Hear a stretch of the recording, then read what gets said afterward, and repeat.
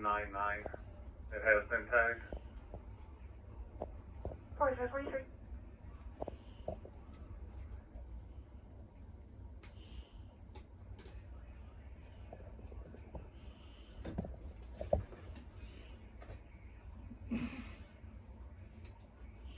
There could be as well executive action on that front that would help him to bring in his own appointees if he wanted, and perhaps in some way dovetail into the efforts that have been ongoing to cut government spending. So yes, President-elect Trump has been saying all along he's going to take a lot of actions on day one. Also, we should note pardons for January 6th defendants, and we're expected to see that become reality in some hours from now. Alice, as we're taking a live look, and I know you can't see it, but our viewers are seeing this split screen. We're waiting now, and we believe any moment the president-elect and his family will be coming out of this motorcade and going into St. John's Church. Okay, there you have it. You're taking a live look right now. The president-elect, Donald Trump, soon to be 47th president of the United States, coming out of that motorcade, the black Suburban there. We believe his family's probably in some of the other vehicles about to enter that church there. Okay, there's the incoming First Lady, Melania Trump, next to him, walking into St. John's Church this morning. It is a very frigid day here in Washington, D.C., so you'll see a number of heavy coats and gloves. The glamour, the pomp and circumstance will of course be present today.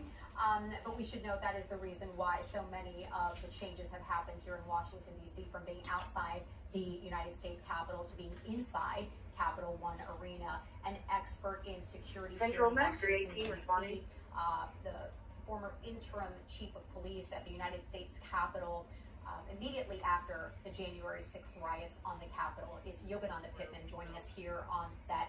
Can we talk about particularly now the security that has been stepped up? If it wasn't already a heavy presence around a presidential candidate, a president, but after now numerous attempts on a president's life, what the security measures are like, particularly on a day like today? Absolutely. There are so many enhancements in place. The United States Capitol Police has expanded its security perimeter. It's the largest it's ever been for an inauguration after January 6th. The collaboration and coordination between local, state, and federal law enforcement officers is like no other. There are multiple coordination centers throughout the National Capital Region where there's constant communication about the movements of the dignitaries, and any significant security risks are being communicated in those coordination centers so that those law enforcement professionals can mitigate those risks.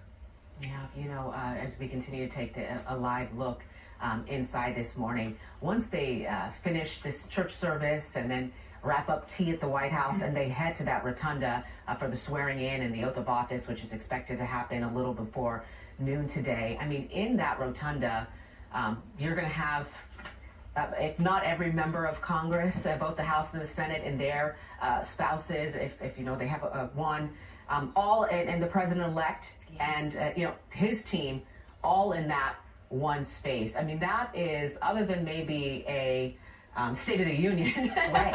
That is really just interesting, special. We don't see that often, to have so many of our elected officials in one space. Yes. Being that you were in this position a few years ago, I mean, does that add added pressure or stress onto those who are in that building protecting all of our law makers in one space? Absolutely. Yeah. It's a tremendous amount of pressure, but it's also a rewarding experience because you're dealing with law enforcement professionals that have worked in the nation's capital well over 20 plus years. So there's hundreds of years of experience in the room, the support that you have. Because it's an NSSE, there's a multitude of resources for air, land, and sea to make sure those dignitaries are protected at all costs. Dr. Pittman, I have to ask you this morning, shortly before we came here on set live at 8 o'clock this morning for the streaming special, President Biden issued a number of pardons, sort of his last wave of the pen, if you will, this morning. Those issued to General Mark Milley, members of Congress, staff who served on the Select Committee, the U.S. Capitol, and D.C. Metropolitan Police officers who testified before the Select Committee, Dr. Anthony Fauci as well. But I have to ask you about your thoughts regarding your brothers in blue who stood the line outside the Capitol on January 6th, and a president who has gone as far as issuing pardons to protect those people who gave face, who gave their testimony about what they witnessed and what they endured on January 6th, and how you might feel about the possibility, the real possibility of pardons to January 6th defendants who were in fact found guilty of storming the Capitol, many of which my heart still is with those that lost their lives on January 6th. Those officers that gave the ultimate sacrifice, having to go to one's home and tell a mother that her son is never coming home again, is a tremendous amount of responsibility for a chief. Participating in those select committee hearings, participating in those funerals, it is ever important that we honor that sacrifice that those that gave their lives protecting our nation's capital on January 6th. The president-elect has talked about issuing swiftly, maybe even telling Kristen Welker that it might even be, he said, in the first 9 minutes of his term, issuing pardons to January 6 defendants. We have reporters and cameras outside the D.C. jail. There are a number of families who have been waiting for this day, believing that their loved ones would be able to come home on day one. I have to ask you your sentiments about that. We've heard also who will be the vice president or vice president-elect, soon to be Vice President J.D. Vance, say that he believes that members of, or the J6ers who attacked law enforcement should not receive a pardon, but that he would be open to seeing a pardon for other people who just walked through the Capitol. Your thoughts on that? Well, as a law enforcement professional, as a member of Noble, who I'm here representing today, our focus is really on promoting justice, equity, and the administration of that justice to all communities. So we want to make sure those that harmed law enforcement officials acting in their official capacity are held accountable. When I think of Miss Gladys Sicknick, who lost her son, Officer Brian Sicknick, my heart breaks. Having that up close and personal relationship. When I think of Officer Howie Liebengood, who the United States Capitol Police has a wellness center named after Howie because he lost his life after January 6th, and all of the security measures that we had to go through. We changed the way we did tactics. We changed the way we did training. We changed the way that we communicated with each other. I believe our relationships in the National Capital Region are stronger because of what we experienced on January 6th. So we are committed as law enforcement professionals to the promotion of justice and total transparency when it comes to holding folks accountable. I want to bring in Mark Seagraves now. Yeah, Dr. Pittman, did you testify before the J6 committee? Yes, I did. So you would be part of this pardon? No, not necessarily. Well, as far as we can tell, every law enforcement officer who testified before the J6 would be covered in this pardon. So what are your thoughts as someone? Would you accept the pardon? I'm not exactly sure if how that works, whether you actually need to accept the pardon. I believe you do. But what are your thoughts of being somebody who had a law enforcement official who now has been pardoned by the President of the United States in anticipation of possible legal action against you by the incoming administration? Well, as a law enforcement professional, you're expected to anticipate legal actions against you. We are well trained and well versed in our profession, so that we believe that we protected the nation's capital on January 6th. If there are those that questioned the manner in which we provided that protection, we are open to answer any questions by the community and by the public. We're obligated to answer for our actions. I couldn't be more proud of those officers, the women and men that served the nation's capital on January 6th. Many noticed and witnessed the challenges we faced that day, but it is my sincere hope that they also recognize those officers' resiliency on that day. But again, you personally Yes. being pardoned by the President of the United States for doing your duty, as you just described, Yes. being prepared to answer those questions. What are your thoughts on that your name will be amongst the list of those people pardoned by President Biden? I would hope that more importantly than being pardoned, that we are recognized for the service that we provided to protect and serve the nation's capital on that day. I believe our service will speak for itself.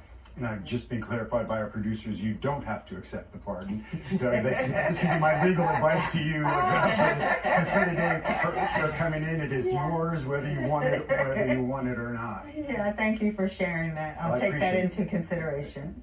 Dr. Pittman, thank you. It's been a great conversation. And don't get up. We want you to stay here. But obviously, this third Monday in January is the inauguration, but we celebrate every year the birthday, the life, the legacy of Dr. Martin Luther King Jr. And so for a lot of people, the day off, it's a day of service, a day on, not a day off. And there's a big service going on at the historic Metropolitan AME Church, a historic African-American church here in D.C. And that is where we find our Dominique Moody inside. As you can see, the pews are waiting for everyone to show up, Dominique. Yeah, that's exactly right, Jumi. And we're here, and there's a certain calmness about being here inside the Metropolitan AME Church. We know that the rally is expected to start, closer to 11 o'clock, but we've already seen some of the members of the National Action Network come in to kind of make sure that they set up.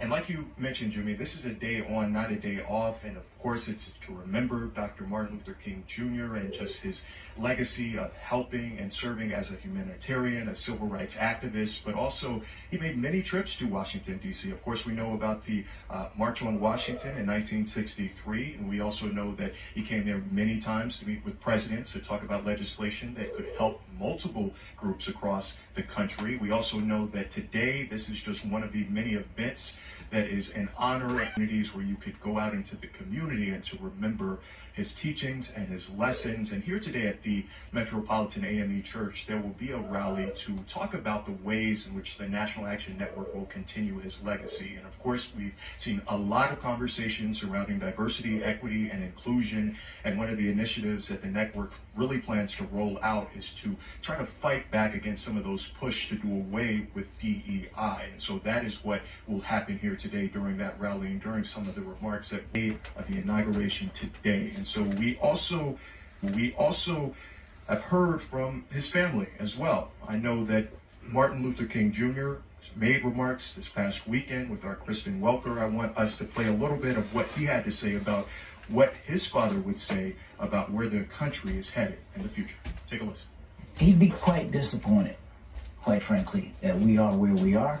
Probably wouldn't be surprised, but he certainly would be disappointed because he always infused energy that was positive, bringing out the best of who we as Americans are. And quite frankly, unfortunately, in great tragedy, we see the best of who Americans are. But when it's over, we go back to our corners and live in bubbles and separate. We need to exhibit the behavior that we exhibit in tragedy universally all the time. And so you heard a little bit about that message from Martin Luther King III about remembering to touch each other in our community and how sometimes we may live in a bubble, but it's important to come together. And I also would be remiss if I didn't mention the teachings and the legacy of Coretta Scott King, who continued Dr. King's legacy by continuing the Poor People's Campaign, but also working to honor Dr. King by making today a federal holiday. And so his family has continued his work across the country, and there are many events today that will remember the honor and legacy of Dr. King. Back to you. Our Dominique Moody reporting live at the historic Metropolitan AME Church, which is, at 16th and M, so just a few blocks north of 16th and Penn, where a lot of the action is going on. And of course, across from there, we see look outside here at the St. John's Church. We're inside that church service with the president-elect and vice president-elect, their families and other dignitaries going on right now. Is it was our first look at the president-elect. We're just beginning what's going to be a long day with him, starting with this church service and ending with, I don't know, 3 or 4 inaugural balls later on tonight, and jam-packed in there. We've got the oath of office, and of course the rally, not the rally, but the parade that's since been moved inside to Capital One Arena. So many sidebar stories will be had about the day's fashion on a very frigid January. What members of People, I want to thank you all for joining me today on this very important day. It's also Martin Luther King Day. This is history. And it's going to be hours of the longest YouTube I have done. But this is history in the making. I just I hope nothing happens today on this day of the 47th president getting sworn in and the vice president, Vance. So I want to thank you all. Remember the rules. I decided to do that because it's history. So let's get back to it. Thank you all very much. Exactly, the $5 bill. Joseph Omo joining us live back outside the arena right now, right near the historic Shakespeare Theater. So Joseph, just tell us, we saw inside Julie Carey, the folks who you've been meeting outside, they're starting to make their way in. How's the crowd outside right now? Yeah. I luckily didn't have to give up my hands or my earmuffs for this because it is like cold is an understatement. It is absolutely frigid out here.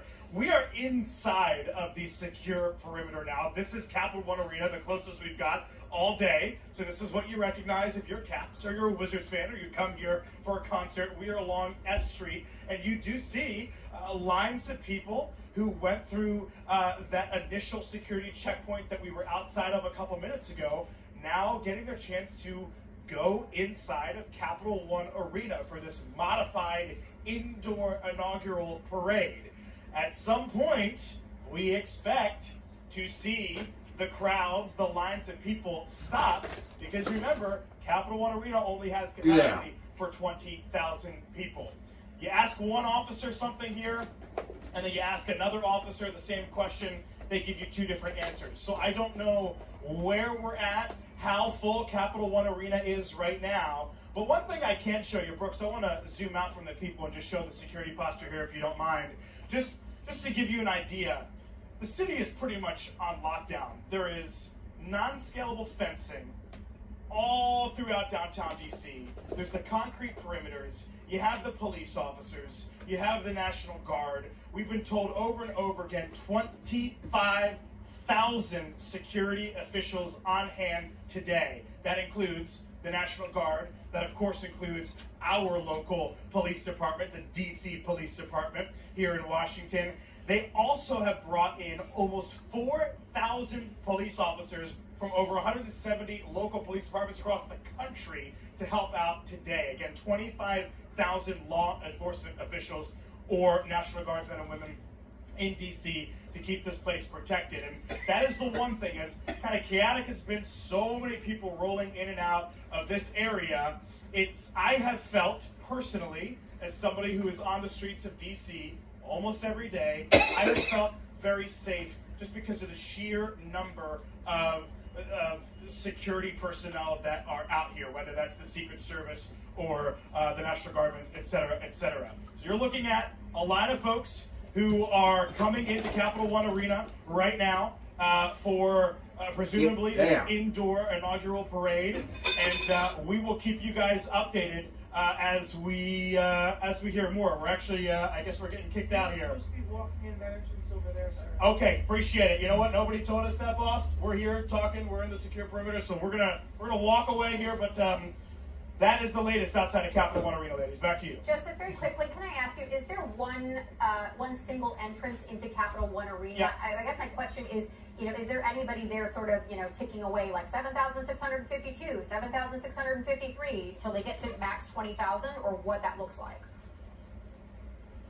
Not from what we can see right now. We are, that was the closest. This is literally Capital One Arena right here. This is the closest we've been able to get to it all today after going through our own security checkpoint. I don't know. All I can tell you is what I saw with my own eyes over there a couple moments ago, seeing people filing in. And again, at some point, we are told that they're going to cut it off once this place is full. We don't know where they are at right now, but we have seen people file through the security checkpoints all morning long here outside of Capital One Arena. But no idea once they hit that 20,000 mark. All right, Joseph, on the light for us outside Capital One Arena. Joseph, thank you. We want to get to, as he mentioned, several thousand members of military personnel as well as law enforcement diverging here on our nation's capital, about 25,000, in fact, and 7,800 of which are National Guardsmen. Let's get to Juliana Valencia, who joins us live this morning with more on that. Juliana. Hey, Erica, good morning. You're right. So many law enforcement officials are here to make sure the transition and the inauguration day runs smoothly. We're at Long Pond Metro Station. I want to show you, there was just moments ago, there was a crowd of President Trump supporters or President-elect Trump supporters ready to go, trying to make their way to Capital One Arena. Let's have a wave over here. Look at these folks. Excited. Are you trying to make your way to Capital One? Thank you so much. Okay, so here at Long Pond, you also will find National Guards members. The National Guard has been involved with the inauguration since George Washington's inauguration in 1789. And we have members from across the United States. Here at this stop in particular, we have members from the New York National Guard, and we heard from one of them earlier this morning. Take a listen. It goes back to colonial days when we had militias that would protect the colonies.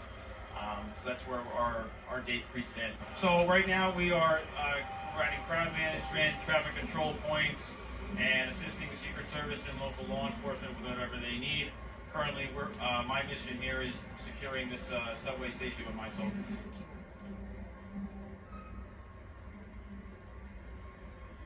So that was a little bit of the history there of the National Guard. And their main focus today is on traffic control. So traffic points, there's more than 100 traffic points they're going to have to oversee. They're also at least 5 metro stations today, making sure crowd control, helping navigate folks where they need to go. And it's not just the National Guard. You have the Secret Service as the lead security. FBI is looking at crisis management.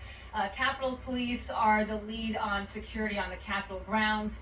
Again, Erica, so many moving parts to make sure today runs smoothly and peacefully. Back to you. Juliana Valencia. I would wonder if you slept in this morning, if you can still get a seat inside Capital One Arena, or if you had to be like the one gentleman you all had early hours this morning, went to the rally last night, and then just got right back in line this morning. I have to say, I remember covering President Obama's first inauguration, several years ago. The metro stations seem like pretty calm, right? Just not right. Not a whole lot of traffic on the platforms and gridlock at the fare gates. I don't know. Everything seems to be moving kind of smoothly, which we like, and we know so many of those people, especially those who come from out of town, have been getting on Metro to get downtown to the center of the city to that parade that is going to be happening indoors in just a few hours. And our Julie Carey is inside Capital One Arena, where everyone's been making their way inside. And okay, so it's last time we saw you, Julie, the seats were just starting to fill up, and now it looks like the whole lower bowl there is pretty full. Yeah, the lower level almost full right now as people are getting into Capital One, warming up, and you can kind of feel the excitement building here. They opened the doors here pretty much right on schedule about 8 o'clock, and folks started to file in. Some of them had passes that enabled them to go right into those front area seats, and then others, filling in first come, first serve around the bowl here. You can see a lot of folks still bundled up there. I think some of those stocking caps are going to stay for the day, but again, a lot of excitement, a lot of folks taking their commemorative pictures right now. We know that later on today, around 4 o'clock, the newly inaugurated President Trump will be here. He will be making remarks. You know, they've talked about this being indoor parade. I don't see much evidence of a parade route out here, so we're not quite sure what that's going to look like today. The folks here, though, as I talk to them, they don't seem to mind now. We heard a lot of grumbling over the weekend about the fact that the activities in the mall were canceled. Everybody here today realizing it's kind of nice to be warm and dry and inside. We're going to talk to one of the folks that has a front row seat.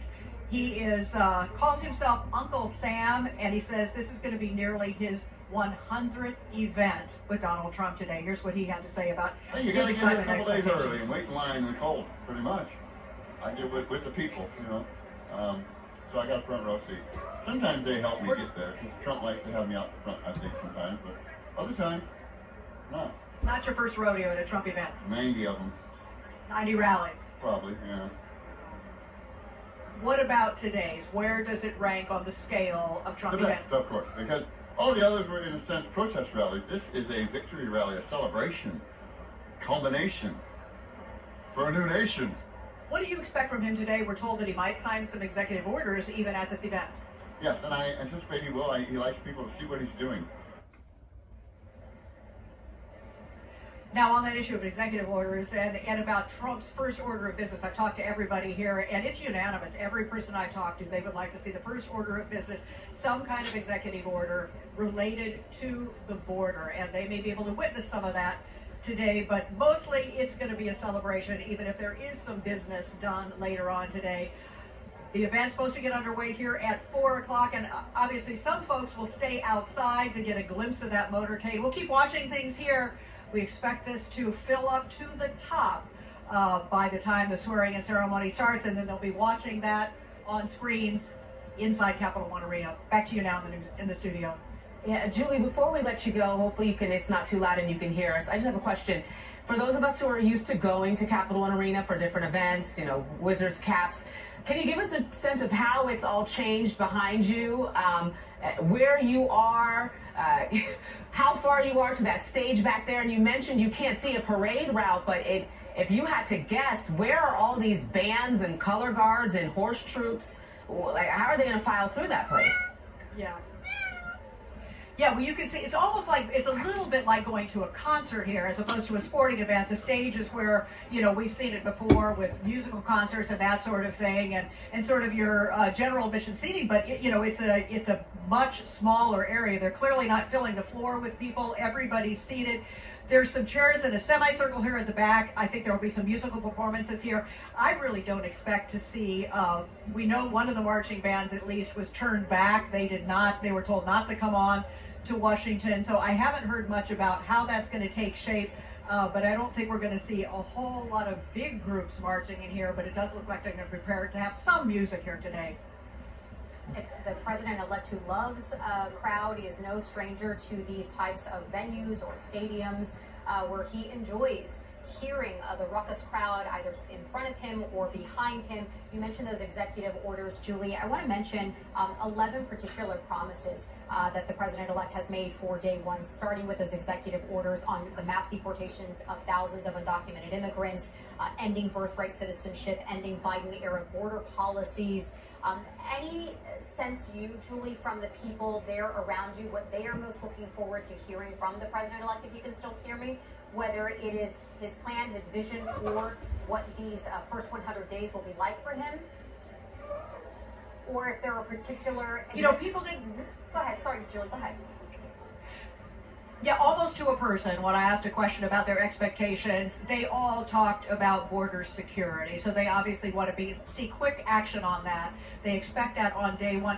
Beyond that, they didn't get into too many specifics. A lot of people use the word transparency. They're expecting they're expecting President Trump to be more transparent, and I'm not sure what all that will entail, but you know, as we know from his first presidency and during his campaign, he says what he's thinking, and so I think they're speaking about that. But really, border security top issue for everyone that we talked to today. And beyond that, not really anything else that people were listing as, you know, what they're hoping to see happen quickly. But as you heard Uncle Sam say, he thinks there's going to be some 180 executive orders right out of the box. So we'll see where the number stands. Know from a source close to the Trump circle, speaking with NBC News, that Mr. Trump is expected to sign up to 5 executive orders aimed at dealing with the issue of border security and mass deportations alone. Not to mention other things, including January 6 pardons. What we understand also might be the president-elect's commitment to increasing drilling in the United States, as Alice Barr mentioned earlier as well. So a whole host of items, a lofty list of items, one might say. Even the ending of a war in Ukraine within 24 hours is what the president-elect has said that he would do within his first few minutes and hours in office. Continue to watch.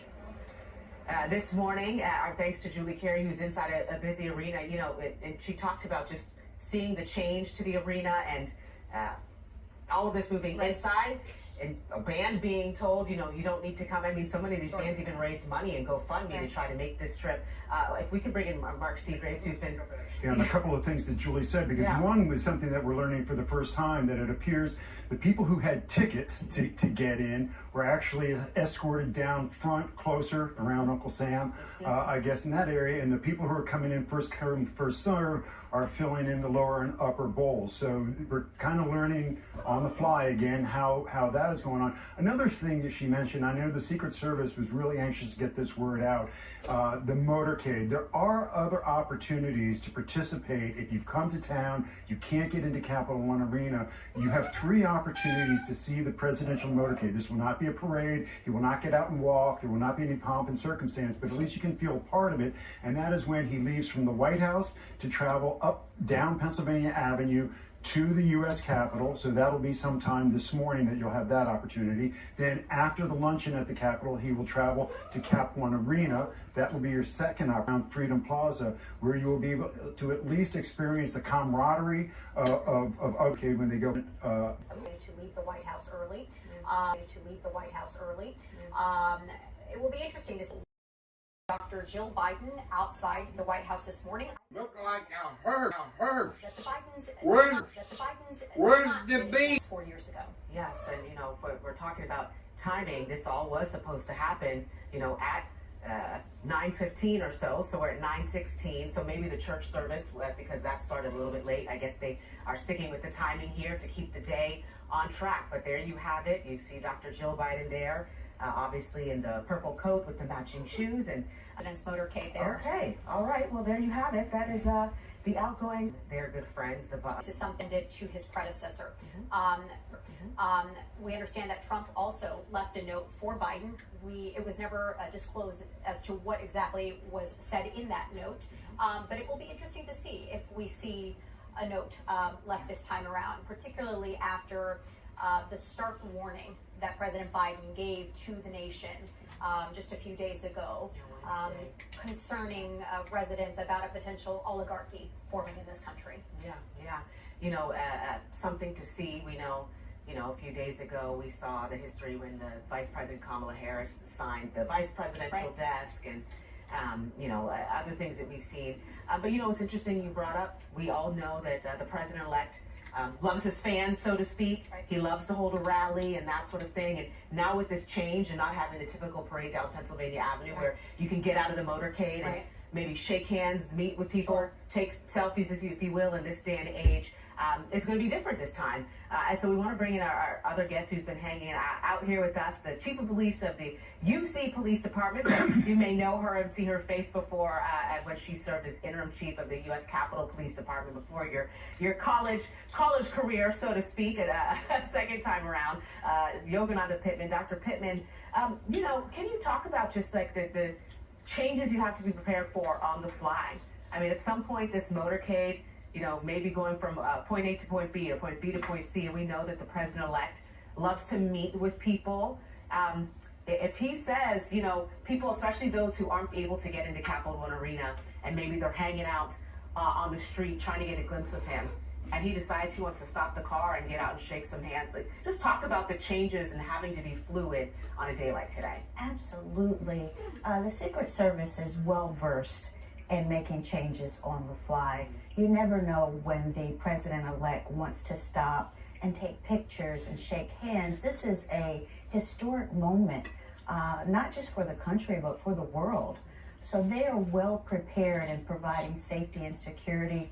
All of the individuals within the what we would call the inner perimeter, middle perimeter, outer perimeter, they all receive credentials. So there's been a screening process of those individuals. So there's layers, we call them concentric layers of security. So it can ease some of that pressure when you have to adjust on the fly, but they are the professionals at keeping the president-elect and the surrounding community safe for those adjustments. We're taking a look at the Capitol this morning. Sort of once all of the swearing-in ceremony has taken place, what we are expected to see is the outgoing president and first lady board Marine One take a short trip out to Joint Base Andrews before departing for their home in Delaware. Now we're seeing these live pictures. It seems like the church service has concluded outside St. John's, and you are seeing the soon-to-be 47th president of the United States, soon-to-be First Lady Melania Trump, exiting the church now, about to load up into the motorcade and make their trip to the White House, where we will see the Vice President and Second Gentleman greet the Bidens this morning. Yeah, and so it's about 9:22. This was expected to happen, about 7-8 minutes ago, and we know that they arrived a few minutes late to the church, so no surprise that they're running a few minutes late. But as you saw, the president-elect getting into the SUV there, where they will make that trip over to the White House. So you're watching the split screen there, the red carpet down the steps. That is where we saw Vice President Kamala Harris and her husband, the second gentleman, come in just a few minutes ago. And so now we expect the Trumps to be heading in that way. You see, I'm sure that's the press corps, all those people kind of running in the background trying to get in place, because they've probably been told, the eagle has left the church or whatever. You know what's interesting about this shot that I'm noticing is that the president-elect is not in the Beast, the traditional limousine for the president of the United States.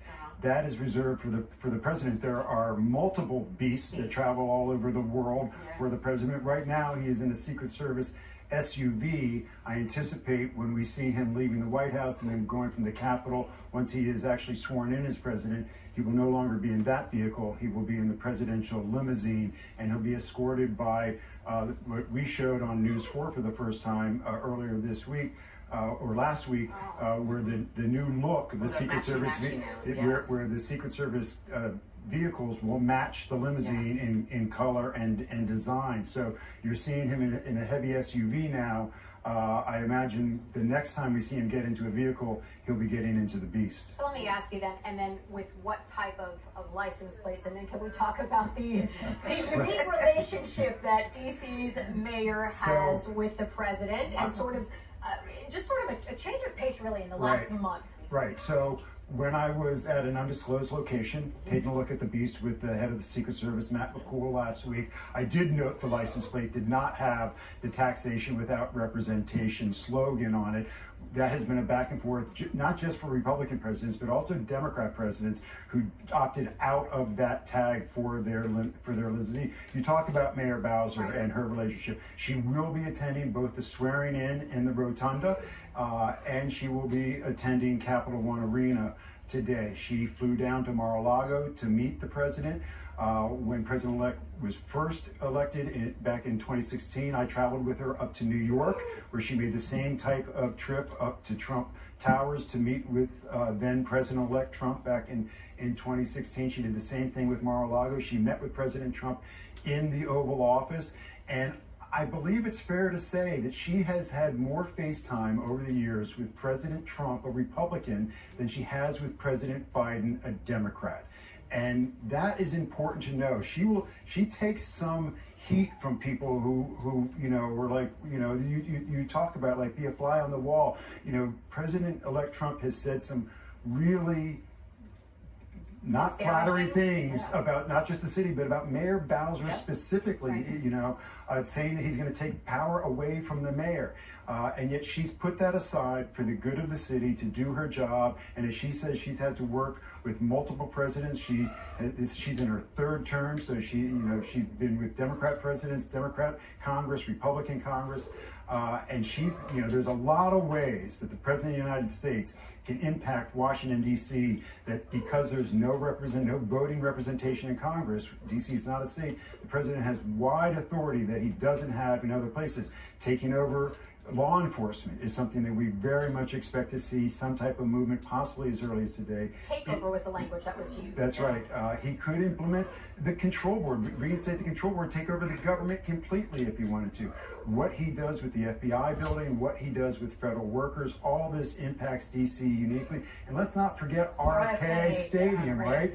You know, I've been on the phone with the mayor's office because even though the president signed it, the last piece of the RFK puzzle was the Department of Interior actually finalizing that. That was supposed to happen on Friday. I've been trying to find out if that actually happened or not. You'll recall Elon Musk put out a very inaccurate, misleading tweet saying that this was a $3 billion giveaway to the district. You know, even some news organizations regurgitated that, but nonetheless, even though the mayor says when she met with the president, they did discuss RFK and the commanders, and he seemed to be a Jaden Daniels fan, who's not these days, except Adam Tusk and the other Eagle fans. So there's a lot on the line for Washington, D.C., and the mayor, much like she played the Wizards and Caps, right? When that all went down and people didn't think she was necessarily as aggressive as she might have been in trying to save those teams when they were trying to lead, it went her way and the district's way in the long run. That is very much how she is playing this relationship with the soon-to-be President Trump, and that is something she has to take very seriously. So we'll see how this plays out. But when we see those executive orders come out, I guarantee you, local DC reporters, we're going to be watching very closely to see which of those executive orders may impact DC uniquely. All right, we are seeing these live pictures of the motorcade now moving. They are leaving the exterior of St. John's Church, now making their way to the White House for their meeting, tea with the Bidens. Which, again, as Mark Where's the points out, vice president? this is civility at its best, at its finest. Given the words and the exchanges that these two men, their political parties, have had back and forth with one another, this is the peaceful transfer of power. And this is what we expect to see on Inauguration Day, is despite their differences, these two people coming together for the good of the country to peacefully exchange power. And we will see that today. Yeah, and it's all, just an interesting dynamic as well, right? You have obviously President Biden, who got in office because he beat out President Trump when he ran for re-election. And then you've got the Vice President Kamala Harris, who just ran against Trump, a few months ago in November, and obviously lost that race, which is why we're here today. And they're all going to be together with their spouses in the same place today, enjoying tea, which... There's a lot to be said. There's a lot to be said. There's a lot to be said there, and it'll be, we're not inside. We don't know what's going to be said. It'll be interesting to see if there's any reporting that comes out about those conversations and what was said, quite frankly. We should note here, let me mention this Monmouth poll that came out last month. Biden mentioned so much and campaigned so much about unity, nearly a dozen times, in fact, in his inaugural speech. Yet, as of December, 2/3 of Americans now believe that the country has gotten more polarized since Mr. Biden took office. Just over half of the public is either happy or satisfied to that same extent. About 22% feel dissatisfied and angry about the outcome of this election. Unity is something that the president-elect has told our NBC's Meet the Press moderator, Kristen Welker, that unity would be the staple of his inauguration speech. Much different than a phrase that he coined, fair to say, during his first inauguration, American carnage.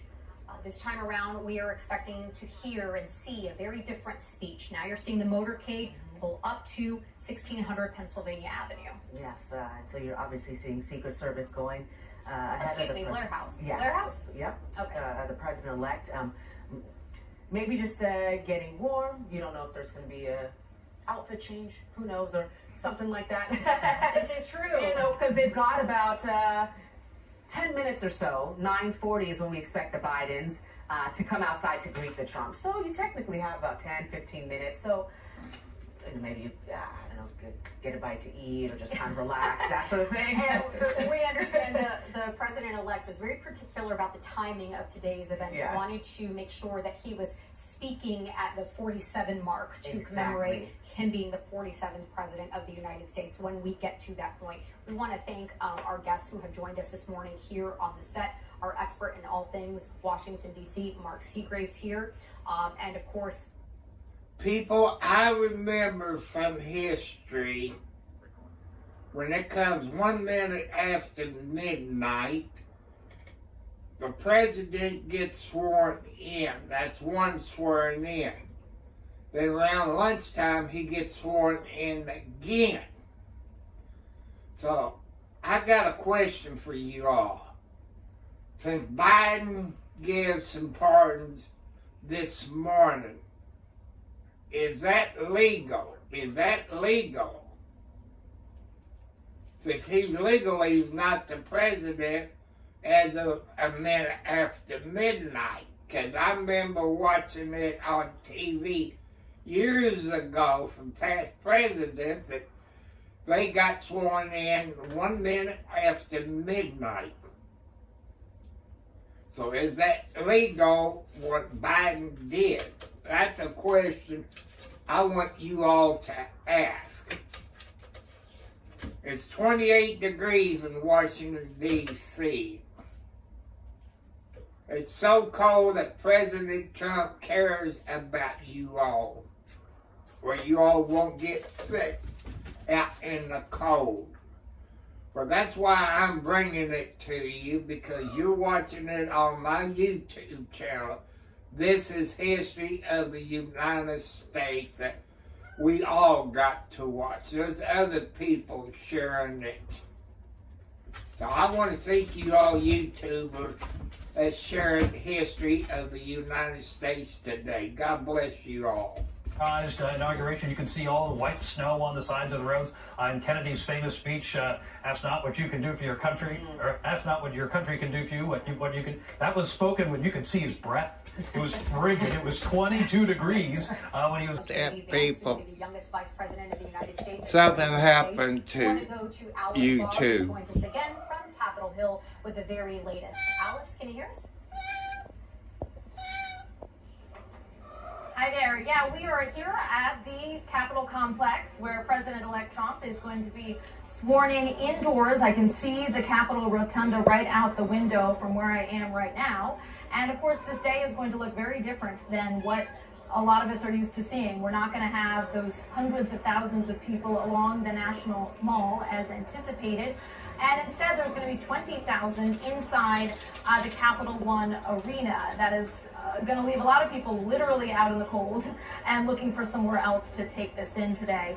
Now, we've been learning quite a bit more about what the executive orders are that President-elect Trump is going to sign after he's sworn into office. We're expecting more than 50 of them, and there have just been a couple of background calls explaining that 10 of the orders at least are going to be related to immigration, to the border, and to declaring a national border emergency, which would then allow for mass deportations to start to move. That's something that President-elect Trump talked a lot about on the campaign trail. I want to thank Channel 4 for broadcasting this. I do not own the rights to this, people. Initiatives within the federal government, and to legally stating that there are two genders. Another thing in the culture wars area that the president-elect and Republicans have spoken quite a bit about. So these are things that President-elect Trump is planning to take action on today.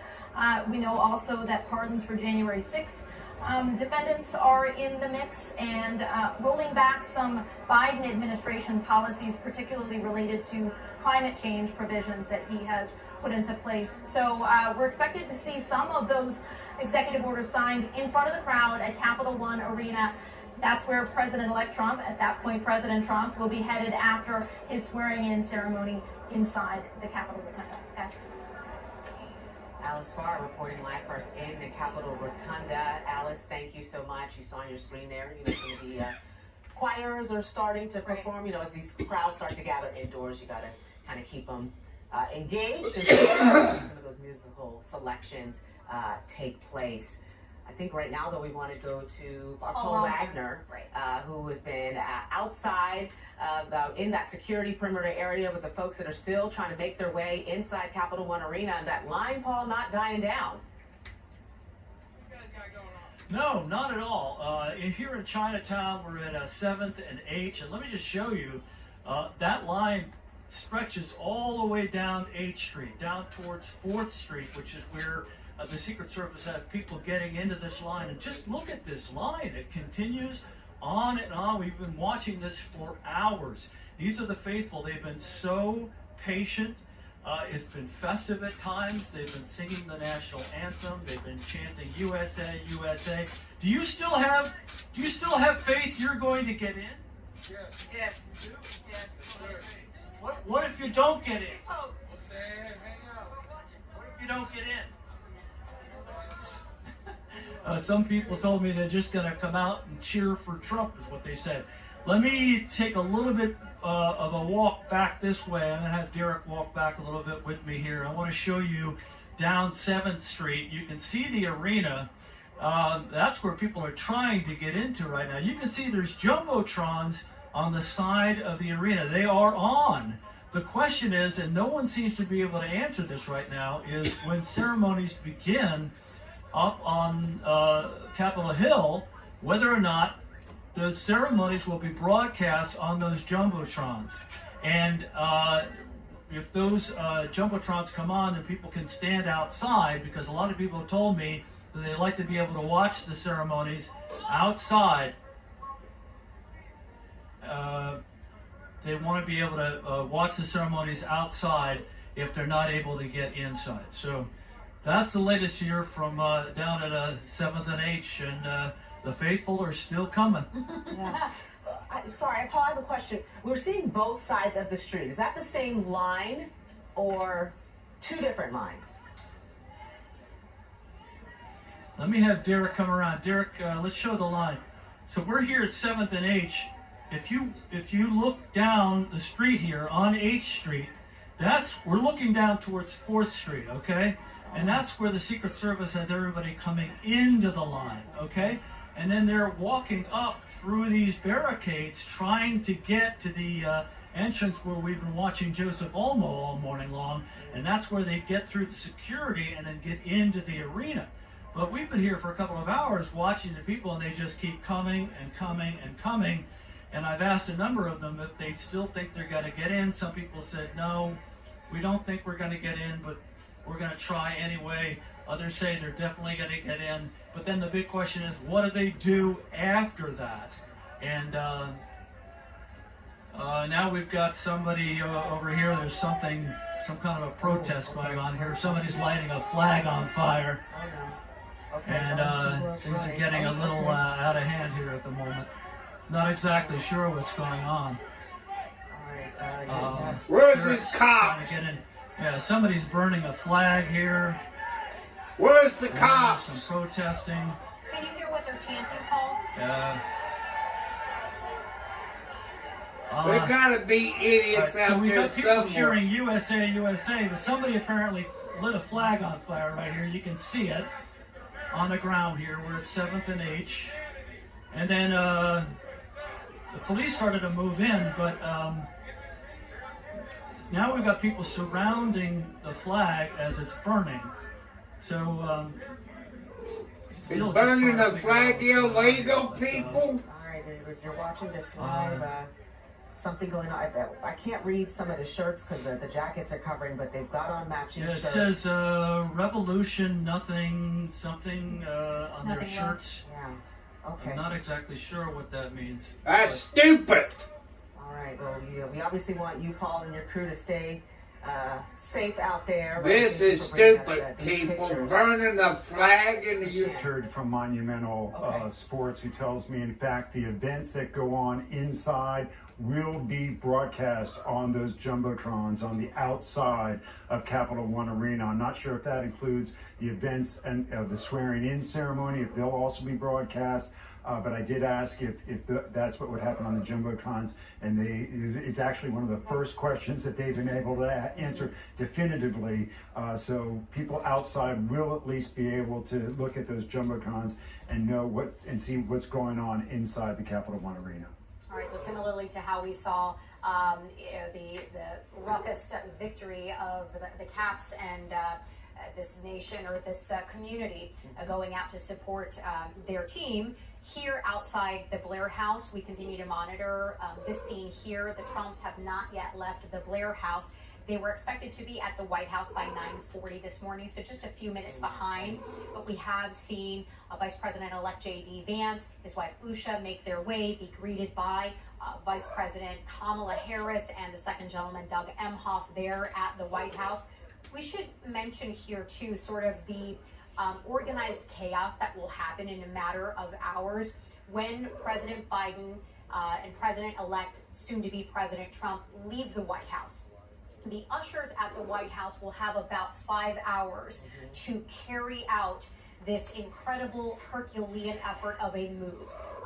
Moving the Bidens out, moving the Trumps in. This is something that has been in the works for months now. Every incoming president and first lady will have a say. It's 9:43, 28 degrees there in Washington, D.C., where this is going on. Warehouse in Maryland, where they are inspected, later brought over to the White House. But it's this careful dance where sometimes there are hiccups. Famously, First Lady Laura Bush, they lost her inauguration outfit in the shuffle. It was later found, or she had left some things that she wanted to give and to donate, and somehow her clothing for that day was mixed up in all of that hustle and bustle. But it is an incredible undertaking, and what it also is a last few moments of that staff that is non-political, that is there to serve the president and the first family, for them to say their goodbyes of what has been 4 years with that family, day in and day out. And they will have a matter of hours, minutes to do that, to say their goodbyes, and then hours to move one family out and another family into the White House. Yeah, and while all that is going on, there'll be stuff going on all over the city, including at Capital One Arena, where we've been seeing for hours now. Folks have been going in, and Julie Carey's inside, our crew inside. People, I want you to give me the thumbs up and subscribe to my YouTube channel. This is history here in the United States of America. God bless America. Yeah, take a look. It's progressing. Nobody up in the 400 section yet, but yeah, lower bowl is full. Floor obviously filled up fast. And now you can see the second level starting to fill in. So that's where the folks are headed that are coming in right now. Oh, the nosebleed section. At the back of the second level, that's even almost full right now. So I think we are going to be seeing some people up there in the 400 level pretty soon, but folks, glad to get here and warm up. Just a little while ago, big cheer in this crowd because the big screens are on now. When I saw J.D. Vance going into the Blair House, a big cheer, chants of J.D. So they are ready to get started. The music is pumping in here. People came into the arena different ways today in terms of knowing when they were going to make it into this select group of some 20,000 odd people. Some of the people just got notices on their phones last night, but the folks that are down on the floor, they have almost like a Ticketmaster style ticket that entitled them to those main floor seats. It's a whole variety of people down there. Some of them people with disabilities. Others, though, are regulars at Trump rallies. In fact, we talked to a woman up in the second row. She has a hat, she has a t-shirt. They're called the Front Row Joes. They're going to sell her second row today, but they've gone to some 60 rallies. We showed you earlier, met a man who calls himself Uncle Sam, and he's dressed head to toe as Uncle Sam. This is going to be his 93rd Trump rally, I think. So again, a lot of anticipation here. Everybody very glad to get inside and warm up after those hours standing outside. The ladies up near the front, they said they got in line at 4 a.m. this morning, so that's how they got into their primo seats. We've been talking to folks all day long about their hopes for this day, their expectations. Here's what one couple from Illinois told us. As a police officer, I'm really hoping that our borders are secured and just better accountability for Homeland Security and our borders, because right now our country is in major danger. So even if he doesn't sign those orders here today, I believe he will get to that. That's your expectation. Yes. Even if I'm sure that the things that he's going to be signing today will be very important. and I don't know if you guys have gone to rallies before, but you are darn close here. I know, we have not. This is actually our first event to see Trump. We didn't go to the rally yesterday. We didn't really have time, so we're super excited to be where we are, to have this view, and to be in the same room as the President of the United States of America. So it's going to be a great day.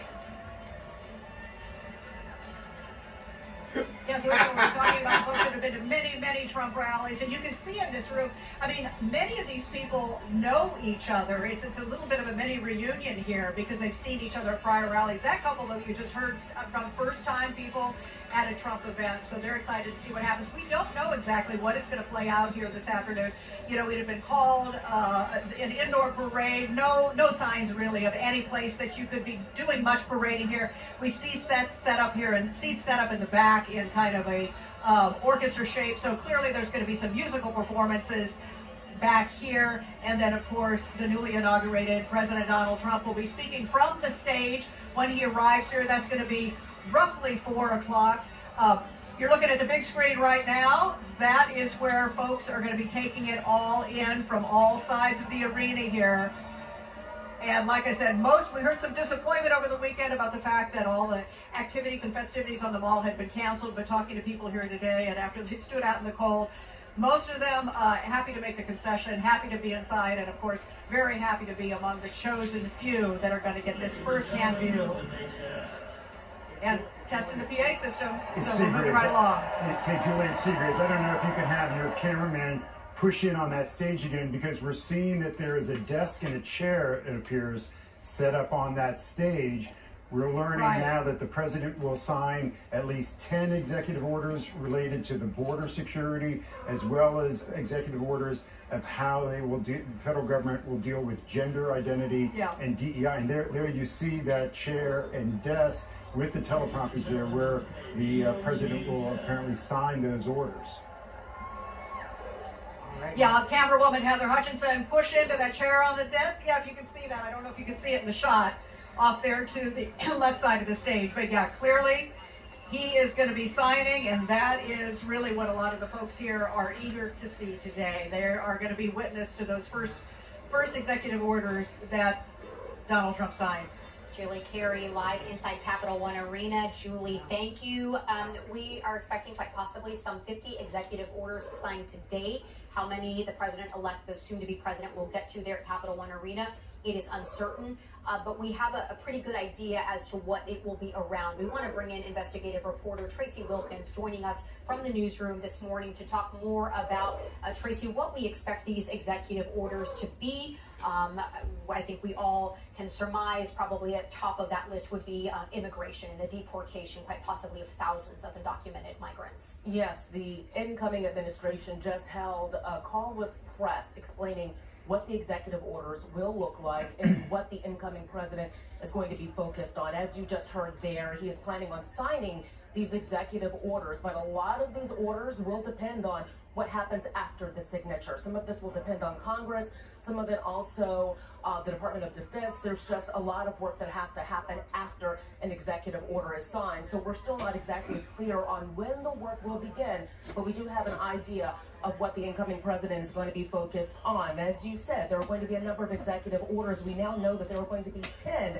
that will be focused on immigration. And again, they did not specify when the work would begin. But just on a high level, the Trump administration will declare a national emergency at the border so that the Department of Defense can deploy the military and the National Guard to the border. They will end catch and release and reinstate remain in Mexico. Still no word on how Mexico feels about that. We have not heard a response to whether or not there will be cooperation on that. They're going to continue to build the border wall. That's going to be one of the executive orders. Also one to suspend refugee settlements for at least 4 months and designate cartels and migrant gangs as foreign terrorist organizations and restore the death penalty for murder of law enforcement officers and capital crimes committed by undocumented immigrants. It's a long list, but that's kind of the high-level stuff that they discussed there in the call. For people who are in the country, there is a plan to clarify the military's role in protecting the territorial integrity of the U.S., quote unquote, the territorial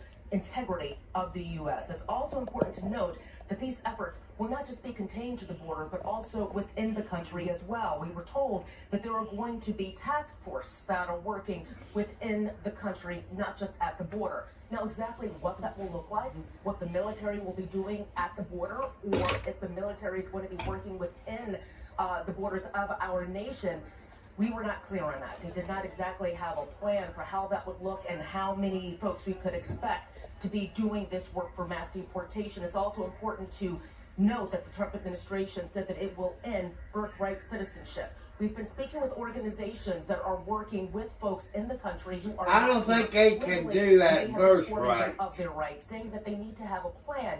So that involves our military too. And that they need to remember their rights, like they have a right to remain silent. I don't think Trump should do that. ICE does not have a warrant signed by a judge, but a lot of folks ready for day one and for this possibly being the outcome, that after these orders are signed, that some of this could go into effect immediately. Back to you all. Tracy Wilkins live in our newsroom with more of those executive orders. As she was speaking there, you were taking a live look at the motorcade carrying the president-elect departing Blair House, making that short trip. You saw just about a block or so on the overhead camera, now pulling in there to the circular driveway outside of the White House, where we expect the president-elect and the first incoming First Lady, Melania Trump, to exit out of those vehicles, come up the steps there, up that red carpet, and greet President Biden. Okay, and there you see him, Dr. Jill Biden, waiting there to greet the Trumps as they go inside the White House here for this tea that is expected to begin at any moment. About 10 minutes or so ago, you saw the incoming Vice President J.D. Vance and his wife being greeted by Vice President Kamala Harris and her husband, and now we've got the presidential kind of changeover. We're starting to see the beginning of that here outside the White House. Right. As we prepare to see them exit the vehicle, this is the first time that these two men see each other here on these steps. President Trump, when President Biden won the election in 2020, was not there to greet his successor. In fact, only 5 presidents have not attended the swearing in of their successor, going back to John Quincy Adams, Andrew Johnson, Richard Nixon, and Donald Trump. There we see President-elect and soon-to-be First Lady Melania.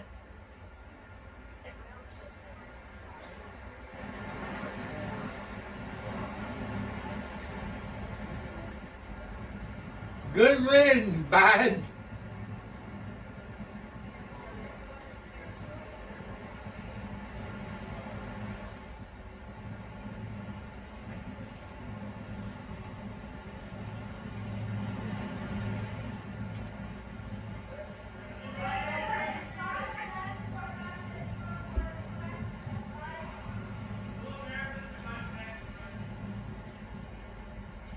It is a blustery day in Washington, D.C. You can even see the hats on the Marines holding the doors there. The soon-to-be First Lady Melania having to hold her hat as well, and looking quite cold, if I might say, there on the steps outside of the White House. The soon-to-be First Lady Melania, when she made her first trip to the White House all those years ago, exchanging pleasantries with the Obamas, then she notably brought a gift from Tiffany's. We remember the teal box and sort of Michelle Obama doing this awkward dance of what do I do with this gift? Exactly. No gifts this time around, it seems, at least in their hands. And we tried to listen. You couldn't really hear. Right. not that I'm a lip reader, but I saw Trump say, "Thank you very much." That was all I could make out. Right. We'll have to get the lip readers on, Yeah. on that. Right. Yeah. We want to get to Paul Wagner, is that right? Paul I think Wagner? Joseph Olmo. Oh, excuse me. You're right. Yeah, Joseph Olmo, who was outside Capital One Arena where that crowd continues to grow. Joseph, can you hear us? Yes. Good morning, ladies. The crowd is endless here outside of Capital One Arena. We've been here since 4 o'clock this morning, and there's no signs of it letting up. People waiting to hopefully get that prized seat inside the arena for this indoor inaugural parade, right? This modified parade now that not a lot of stuff is happening outside. And you can see the line is still moving, just like a slow TSA line at the airport. There is movement here. And the question that still remains to be answered is, what happens once they hit capacity here? It is my understanding from what we've seen that everybody you see that's going through that security checkpoint at the front of the line is getting admitted into Capital One Arena. But what happens once you hit 20,000? Because that's the number of people who can fill up this arena. It's got capacity for 20,000. We have seen these doors opened up since 7 o'clock this morning, and there is still movement. It's crowded out here, but there's still movement. People are still able to file inside. One other thing. Wow, the mountain of trash and personal belongings that have been left behind is growing. This is like Mount DC here. Look at this. There are book bags, another Louis Vuitton handbag over there, because you're not allowed to bring anything inside. People are dropping their water bottles, their food, their hand warmers, everything, because you cannot bring anything. So that's the situation outside of Capital One Arena. I'll send it back to you. Joseph, thank you. We are winding down on this special streaming coverage of Inauguration Day before we hand things over to NBC News with a special report and the continuation of this day. But we want to bring in Mark Seagraves with sort of some final thoughts as we continue this day and what will be soon the swearing-in ceremony of President Trump, the 47th President of the United States. Yeah, I just heard from Metropolitan Police Department. You saw the little dust up with the fire there. NPD is telling me so far this morning there have been no arrests made related to any inaugural events in the District of Columbia. So far, so good. And again, when you see that pile of belongings left there, you know, that's just really an image that speaks to the lack of communication that went out leading up to today's event. And given the lack of communication and the changing nature of everything, and we heard Chief Pitton talk about this, it's going really well, right? I mean, the fact that there have been no arrests, DC Fire tells me they have had no calls for service for people suffering from cold or any other kind of injuries related to the inauguration. So far, so good, and almost running on time. Yeah. Mark Seagraves, thank you so very much. We're going to continue with our special coverage of the inauguration of Donald Trump right here with NBC News next. Have a great day.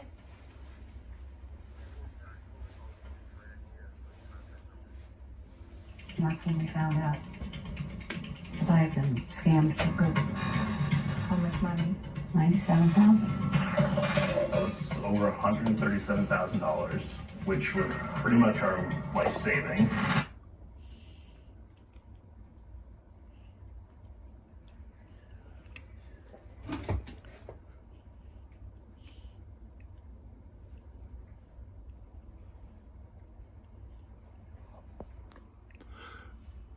So I want to thank you all. I want to thank you all very much for joining my YouTube channel today. This is history of the United States. I remember, I believe when I was a child when this happened, I think they let us out of school, or the teachers had TVs in the school where we could watch it, because it is part of history. So I want to thank you all that have subscribed. Happy birthday to everybody. Happy anniversary. This is God's YouTube channel. So I want to thank you. thank you all very much for coming here today on this special event of the 47th President of the United States. No matter if it's a Democrat or Republican, it is history. And it's a great day for America.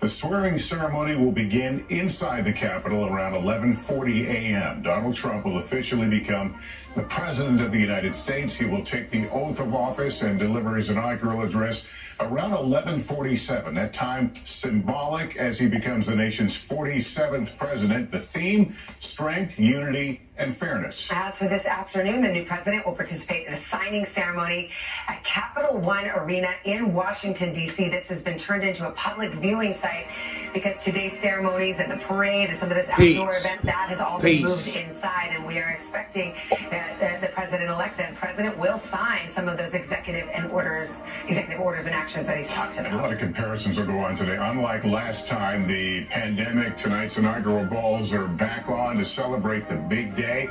We have it all covered, and our team is fanned out across Washington on what looks like a gorgeous day, and in fact, weather-wise is, if you don't mind the temperature. That's another story.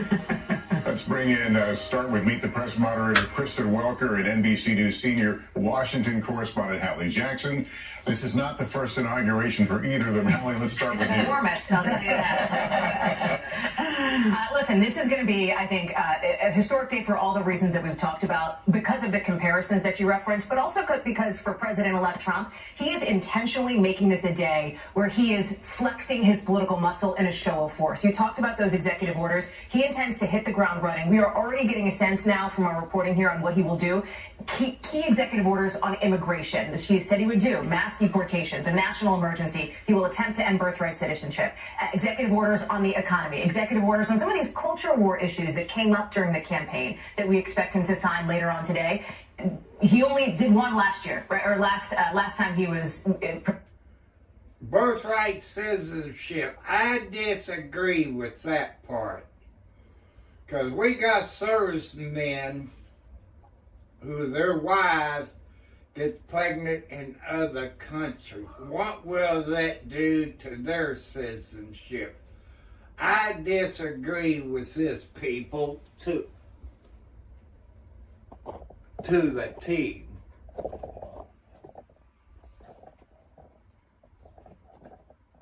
I don't agree on that part of it.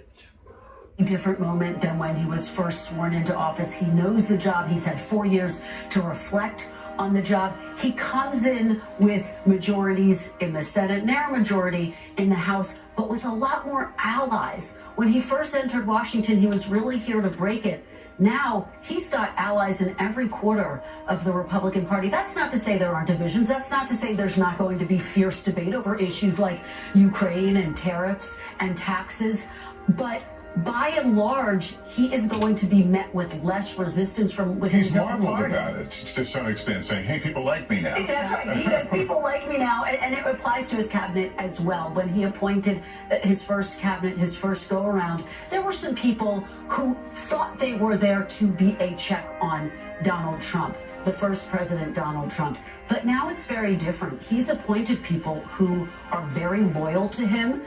The discussion, will there be someone who can stand up to him and say, I disagree? We'll have to see how that unfolds. We know that he likes disagreement. He likes debate. But ultimately, we're seeing a very different Washington. And remember, not just within the Republican Party, but within the business world, the tech world, the billionaire CEOs who we know are already going there as a part of these ceremonies that are unfolding in front of our eyes, from Jeff Bezos to Mark Zuckerberg to Elon Musk, who he has made one of his top advisors. And all of them previously, at different points in their lives, somewhat openly hostile in some cases to Donald Trump. And now, I mean, in the case of Elon Musk, his new BFF, I mean, those two are essentially inseparable. Elon Musk has a huge influence over the United States government by SpaceX, by Tesla, I mean, by owning X, the the social media platform, and that influence has grown exponentially with this friendship with Donald Trump. And by the way, it's not just the influence that Elon Musk has, it is the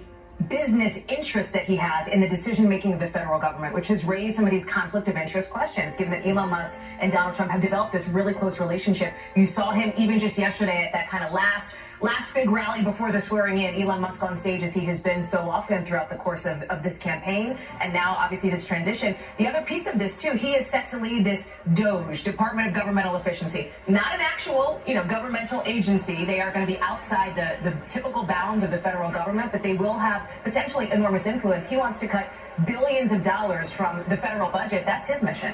We're looking inside this is the overflow room. We're looking inside the Capitol Rotunda a moment ago. Those are the tickets, these seats to get in this city right now because of the last-minute changes. Today's ceremony was moved inside for the first time in 40 years because of the bitter cold in the forecast. Let's go to Al Roker now. Well, guys, again, beautiful blue skies, but it's awfully chilly, but it's also winter. It's not so bad.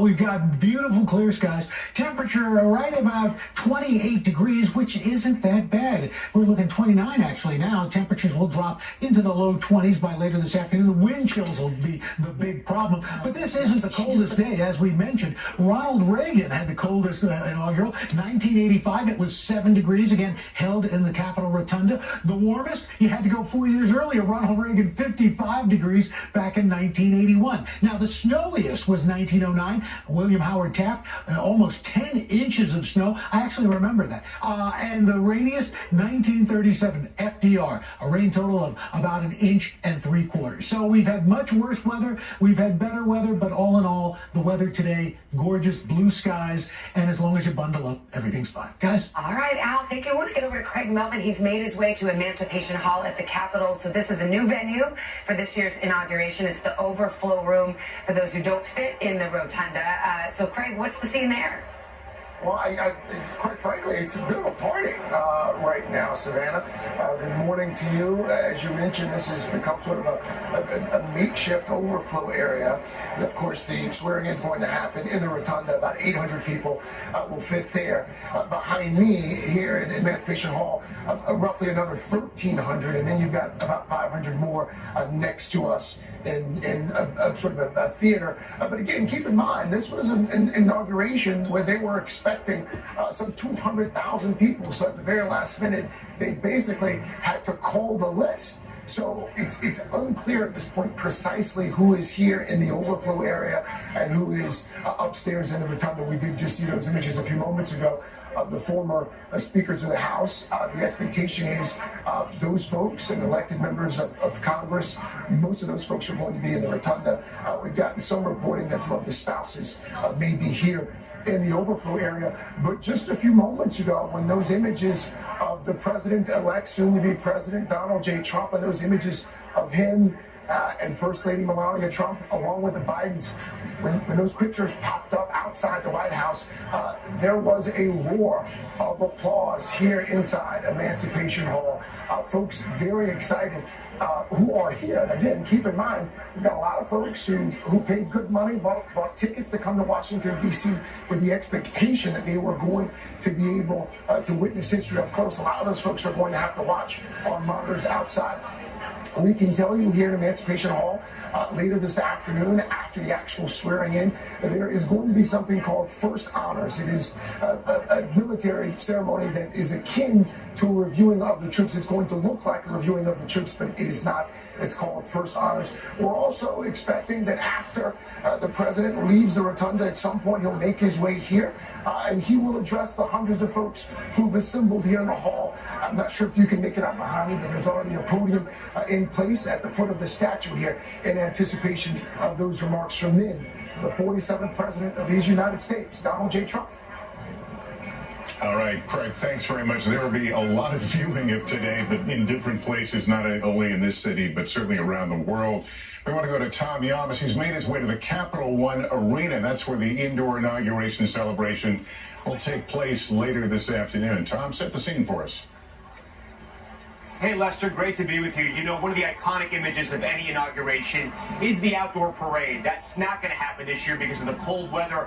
It will happen sort of inside here. This is the Capital One Arena. We understand a parade at some point will roll through here after President-elect Trump has done all of his events inside the rotunda. I want to show you on stage what they have set up on stage because it's kind of interesting. They have a podium right there, which he'll be delivering his speech when he gets here to about 20,000 supporters. And then you can see the presidential seal. Those are seats behind that. We understand the Trump family will be sitting there. And then look at this over here. This is really interesting. There's a desk with a chair and a microphone, and we believe this is where he's going to be signing a lot of those executive orders, anywhere from 50 to 100 executive orders that span a variety of issues, from restructuring government to opening up drilling fields to cracking down on illegal immigration. I want to show you the crowd as well. These people are the diehards. They're people with tickets, but they're also people that waited outside in those freezing conditions to get in here.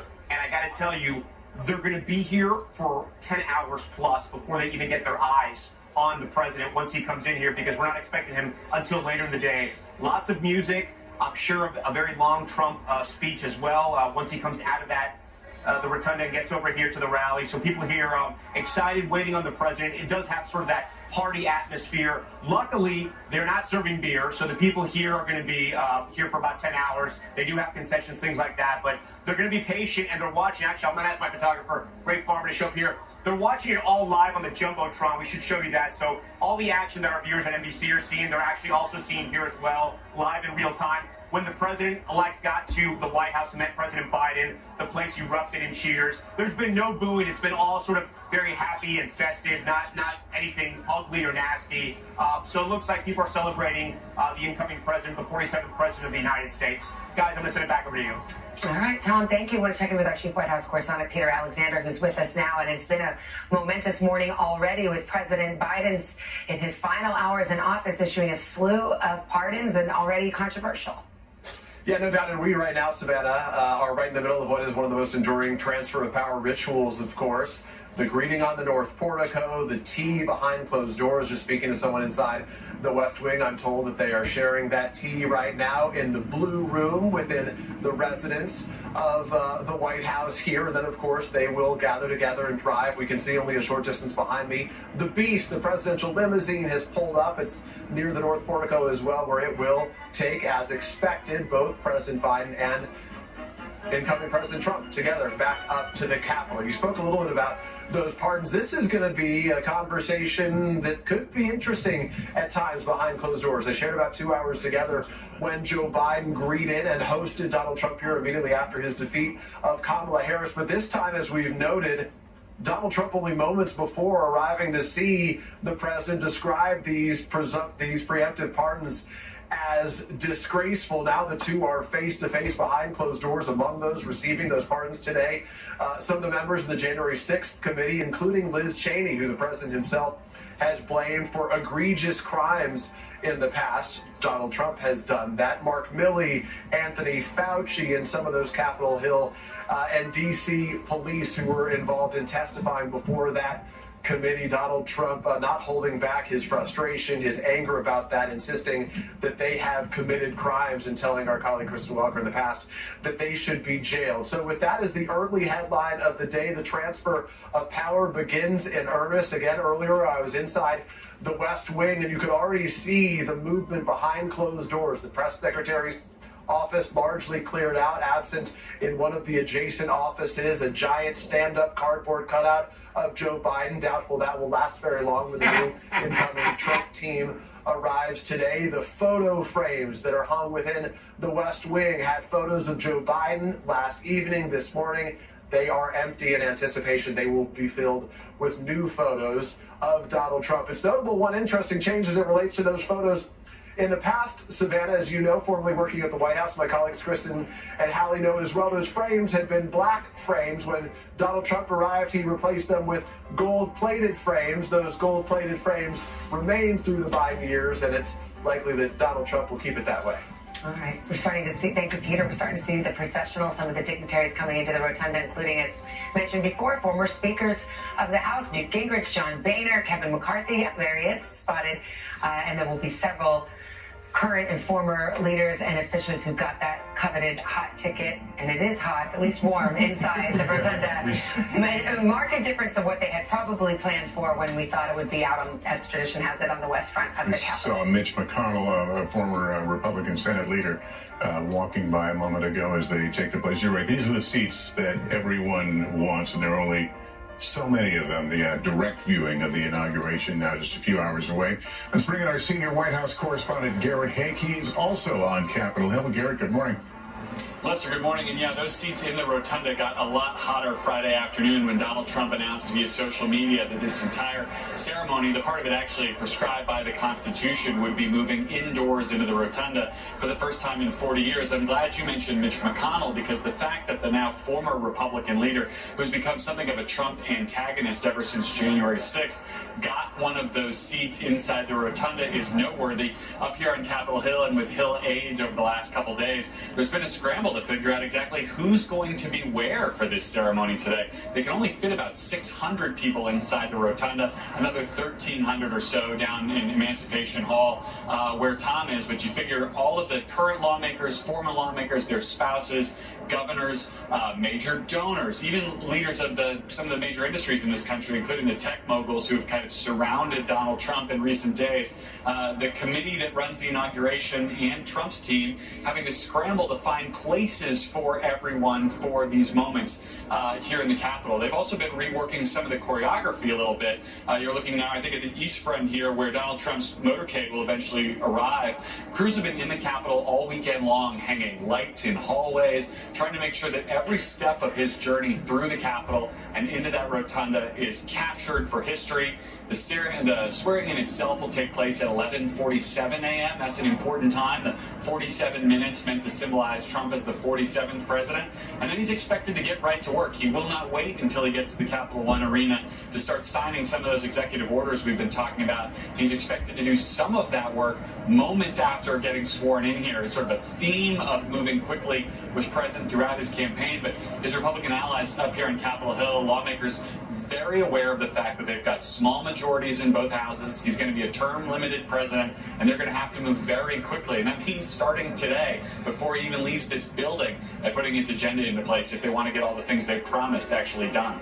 Well, Garrett, they are moving quite quickly. And by the way, we're watching these arrivals into the Capitol, and we've seen, of course, we just saw Bill and Hillary Clinton. We've seen some of the tech CEOs. Tim Cook of Apple just walked in, Jeff Bezos of Amazon, and his betrothed, Lauren Sanchez. And talk about moving quickly, I want to turn to Hallie Jackson here, because this just was broken by Caroline Leavitt, who's going to be the incoming spokesperson for Trump. With a big change right here. Go ahead, Hallie, I'll let you break that news. She just confirmed to us, too, that one of the day one executive actions that President-elect Trump will take is renaming the Gulf of Mexico to the Gulf of America and renaming Denali in Alaska, of course, Mount McKinley. Now, its former name. Exactly. Remember, former President Obama renamed it in 2015, Denali. There's some question marks and some caveats here. First, on the Gulf of Mexico, international waters, not clear he does have the authority to rename it.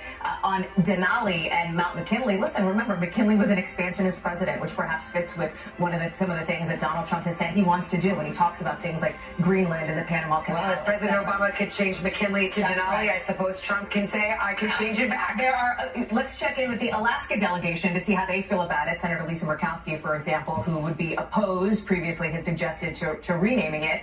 But this is an example of the way that Donald Trump is coming into office looking to flex that muscle, looking to show that he is putting his stamp on government and that he is a force to be reckoned with here. Yeah, we're saying, there's Vivek Ramaswamy, who of course will be says he's going to run for governor, but until then going to be part of this government efficiency effort that he was supposed to co-lead with Elon Musk. And we see current and former members of Congress, Democrats and Republicans. Standing where, I mean, this in Washington, if you're a nerd like all of us sitting at this table, it's just a real who's who. It's like, I guess this is how some people feel at the Academy Awards, spotting celebrities, but we start to see them file in here all under one roof. Kristen, another executive order regarding diversity initiatives. Absolutely. A couple of them. The first one that we're told President-elect Trump is going to sign today is going to make it federal law that there are two sexes, male and female, and will seek to end federal funding or recognition of gender identities. Second one, targeted DEI initiatives. It aims to end any federal funding for DEI initiatives. Why is this significant? First of all, politically speaking, these are not his most popular positions and issues. Americans are sharply divided on this, sharply divided over whether DEI initiatives should be cut, sharply divided over whether the government is striking the right balance. The DEI, just the diversity, equity, and inclusion. Thank you, Savannah. Very good point. Well, just those efforts to make a more equitable workplace, but they've become controversial. These aren't the issues that necessarily got him elected. It was the economy, it was inflation, it was immigration. They were a part of his stump speech, certainly. They were a part of this cultural campaign that he ran, but you're right. His biggest issues were the border and the economy. But these are issues that also help to energize his base. But again, nationally speaking, there are sharp divides around these issues. I think the thing when we zoom out and think about all of these executive orders and executive actions that he's going to be signing today, what we can also anticipate are a series of legal challenges. So he's going to be signing these executive orders, and then as soon as that pen dries and the ink dries, maybe even sooner, you can bet that you're going to have some activist group come and challenge them and challenge them. There are a lot of executive orders. Most escape our attention on a day in and day out basis. Absolutely. And this, by the way, this is a part of the tradition of a president's first day in office. But this day is going to be different because, remember, on President Trump's first day in office, the first time he was elected, he signed one executive order. Well, and also, these aren't like more than 100. These aren't some marginal aspect of federal law. I mean, he is talking about signing an executive order that would end recognition for birthright citizenship, which is I don't agree with that in the United one. States Constitution. And to Kristen's point, no sooner will he sign it than perhaps somebody will be going shift F7 to print the lawsuit that will challenge it. And so, But it will play well among... of course, so much of this is symbolic. He's trying to send a message. There's a new sheriff in town. If you play that out there, these lawsuits, these legal challenges, if they do make it all the way up to the Supreme Court, look at what Donald Trump has done to the Supreme Court. To my eye, I haven't seen the justices yet. We will see, of course, the Chief Justice, members of the Supreme Court, Justice Brett Kavanaugh, for example, swearing in incoming Vice President J.D. Vance. Remember, Donald Trump put 3 of those, essentially, on the Supreme Court, tilting the balance of power in that court. We have already seen rulings that are broadly seen as more favorable to the incoming president here. So when you talk about legal challenges, that has to be a part of the conversation as well. All right, we want to go to NBC News Capitol Hill correspondent Ryan Nobles. He's outside on the east front of the Capitol as we see Doug Emhoff start walking out. And Chavan's walking out of the front of the White House, too. So it looks like the tea is over and they're starting to depart. Hey, Ryan. Hey, Savannah and Lester, and yes, I'm standing right by where you are seeing folks enter into the Capitol here on the East Front. We've seen 3 former presidents come in already, former President Barack Obama, former President George W. Bush, and former President Bill Clinton, who was, of course, accompanied by his wife, the former Secretary of State Hillary Clinton, who lost to Donald Trump in the 2016 election. She got out of the car right next to where I'm standing, looked at all of us, said hello, and said, "It is a bright, sunny day," had a big smile on her face as she walked in to this from the East Front into the Capitol. Just a large number of dignitaries that have been walking in over the past few minutes. You mentioned that many of the incoming cabinet secretaries who still need to be confirmed have walked in through this area. Also, a large group of those tech titans all together, Jeff Bezos, Elon Musk, and Mark Zuckerberg, all walking together in a group with their significant others into the Capitol to be a part of this event. We just saw Rudy Giuliani. We saw members of the Supreme Court as well. So there is a large group coming into the building right now to be a part of this. Of course, it is such a small number of people that actually get to be inside the Capitol. For many years, the actual swearing in of the president was done here where I'm standing on the East Front. There have been 55 presidents that have been sworn in at the United States Capitol. And up until 1981, when Ronald Reagan moved it to the West Front of the Capitol, the other side from where I'm standing, almost all of them were inaugurated in this space. Of course, there was a blizzard back in 1909 when there was an inauguration there. They were forced to move inside the Capitol, much like what we're seeing take place here. That happened in the old Senate chamber, where that inauguration took place. And then, of course, in 1985, when Ronald Reagan was dealing with cold weather, he too moved his inauguration inside in the rotunda, which is where this inauguration is going to take place today. This is only the second time that an inauguration has taken place inside the Capitol Rotunda. It is obviously a cold day in Washington. That's part of the reason that everything was moved inside, but I don't think it's nearly as cold as what we thought it was going to be. The temperatures are in the 20s. There is a bright, sunny sky. And the biggest complication probably is the wind, which kicks up from time to time. And then that sends the wind chill down, which does make it uncomfortable. But I don't think it's nearly as cold as what they were thinking. And you have to wonder whether or not this could have happened outside, given the fact that it's not as cold as they once thought. Regardless, the decision was made, and now the situation is all moved inside. And so far, it seems to be a very smooth process. Obviously, security concerns are very great right now. There is still fencing all around the Capitol complex, just an enormous law enforcement present all throughout Washington, D.C. And then while this takes place here in two separate parts of the Capitol, you have the swearing in that will take place inside the rotunda, but then there's an overflow room that takes place in Emancipation Hall, which is underground, separate from the actual Capitol building itself. And then there's also that massive event that's going to take place at Capital One Arena, where 20,000 people will sit and will watch the festivities there. And then that will take the place of the inaugural parade, of course, when all that takes place here in the next few hours. So we are now awaiting the president and the incoming president to arrive here at the Capitol. It's interesting, they will arrive by car. The first time that we saw a president arrive here by car was back in 1921. So that is obviously the tradition now, as they'll make their way down Pennsylvania Avenue here to the Capitol and then enter in the same area that we're standing right now.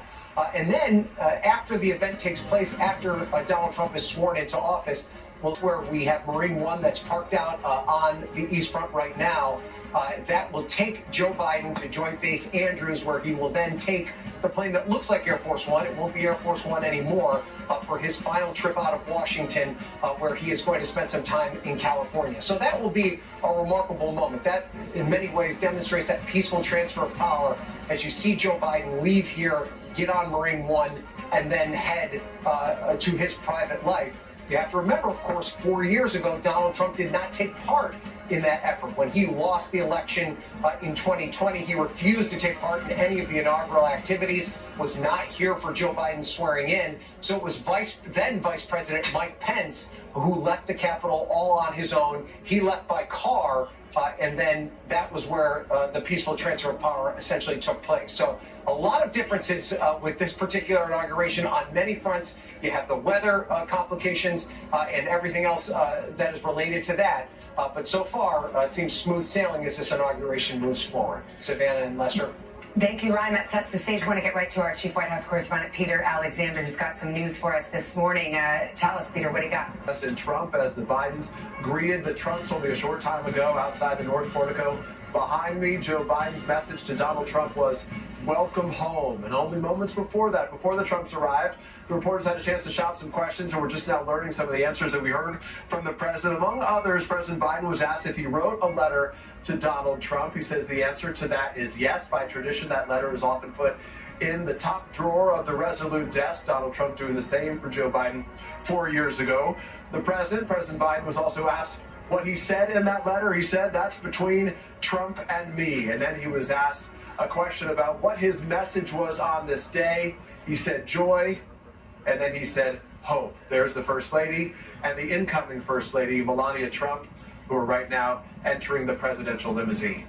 So the tea is over. Peter, thank you so much. The First Ladies will ride together. The President-elect and current President will ride over together by tradition. As mentioned, a tradition that was not honored 4 years ago by Donald Trump, but an extraordinarily gracious welcome by President Biden and saying, "Welcome home" to President Trump. Kelly O'Donnell joins us. I want to bring you into this conversation. I mean, it's just, it's so interesting because we have these acrimonious campaigns, and certainly this one fit that bill. And yet these are the moments that I think so many Americans really treasure, this idea that on this day we can set aside for the moment that partisanship and take part in the peaceful transfer of power and those traditions and those rituals. And it's clear that President Biden is, regardless of how he may have experienced experienced his own transition 4 years ago, he will afford those courtesies to this president. And I think he wants the public to take a cue from that. If he can do this, after all the things we heard him say publicly about the threat to democracy that he believes Donald Trump is, about the rough and tumble times of campaign life, if he can extend these courtesies, if he can say there is joy and hope in a new beginning, then the country can. And that is not just for Donald Trump. That is for world stability. That is for the importance of what these traditions mean. And so a lot of what happens today seems like it is the trappings of Washington. The underpinnings are very much the part of trying to understand what is the impact of all of this. We just saw Susie Wiles, who is the incoming chief of staff. The first woman. Yes, incoming chief of staff at the White House and one of the key architects of Trump's re-election victory and political comeback. And we're continuing to watch some of these images unfold. Yeah, we are going to see again the President Biden and President Trump make their way together in that vehicle. Over history, there have been some odd moments. Which Kelly could certainly talk about, but during the Carter-Reagan transition, we're told, according to... Talking about here, there may be, to some, a bit of a cognitive, the bitterest of rivals here. Remember how Democrats framed this campaign? It was as an existential threat to the foundations of democracy. They framed this as foundational. The argument goes, and I'm paraphrasing. Well, both sides framed it as foundational. Exactly. And the argument goes, the other side isn't just, they don't just have bad ideas, they're bad people. And now here we are at this moment where Joe Biden, the outgoing president, is, as Kelly says, looking to really make the point that the institution... You do, I think, raise an important point, which is, how will President Biden be remembered? And here's, of course, that was not breaking news, but interesting to hear from how many.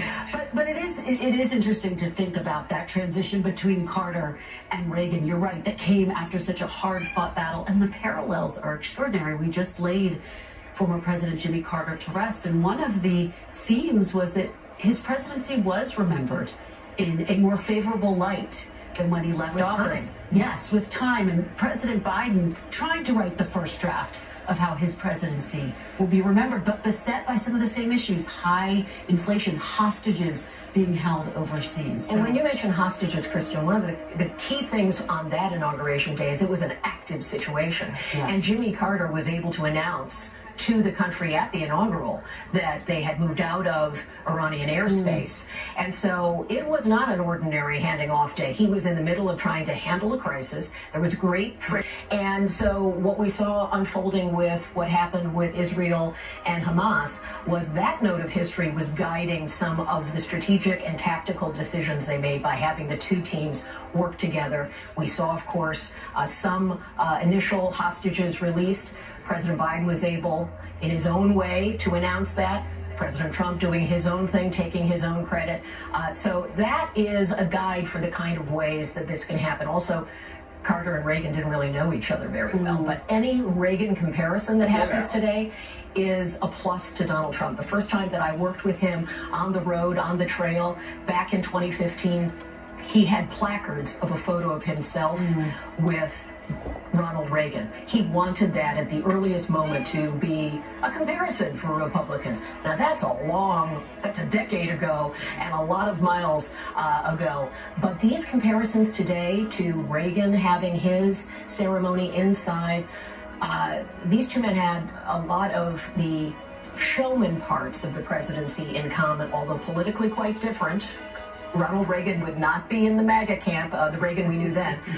So threats of those other presidents do cast a shadow on a day like this. This moment here will certainly emphasize the idea of unity. This is our first opportunity to see a unifying moment here during this transition today. But you have to wonder, going back to the Republican convention, remember there was talk about unity, and then before long in the Trump speech, he was beginning to fall into his rally type presentation. All three of us have covered this incoming president and outgoing president for many, many years. And one of the themes in my time at the White House was that you'd often hear from aides and advisors that the president may strike Donald Trump being a certain tone, right? A tone that is unifying. After his assassination attempt, which remember came just days before that speech at the Republican National Convention this summer, the difference was that Donald Trump himself said publicly that he felt like he had been changed, that he wanted to deliver a speech that would bring both sides together. The speech that we saw that week was not that. So the White House says, and incoming administration officials say, and I was told this will be a speech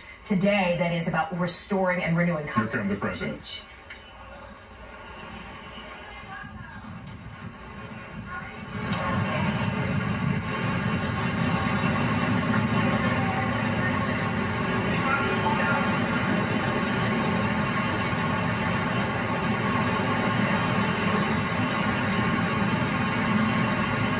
Reporters trying their level best to throw a couple questions in the direction of the incoming president and the outgoing president, but no dice, not this My one. guess is they'll have a lot to talk about. It's a short ride.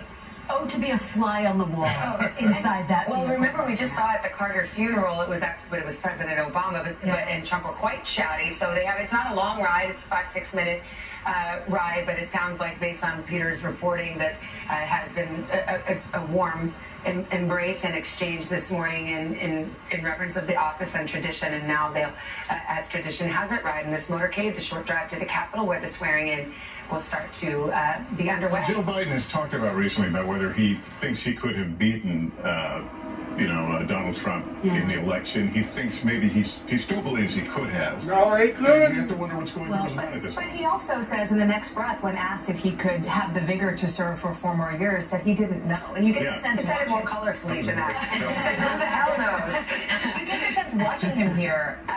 This is not, and I think we know this is not a person who wants to be leaving the White House. He wanted 4 more years. He did. And his wife, the First Lady, wanted 4 more years, as she has talked about. She believed that her husband could do it. She's been one of his staunchest defenders all along, which is why the dynamics with Joe Biden are fascanating here. Kelly might get to pull rank as the longest serving, having covered Capitol Hill and Joe Biden for the longest. And I think you would agree that he had wanted to be president for pretty much the entirety of his 50-year career in public service. And once you attain that office, it's hard to leave it.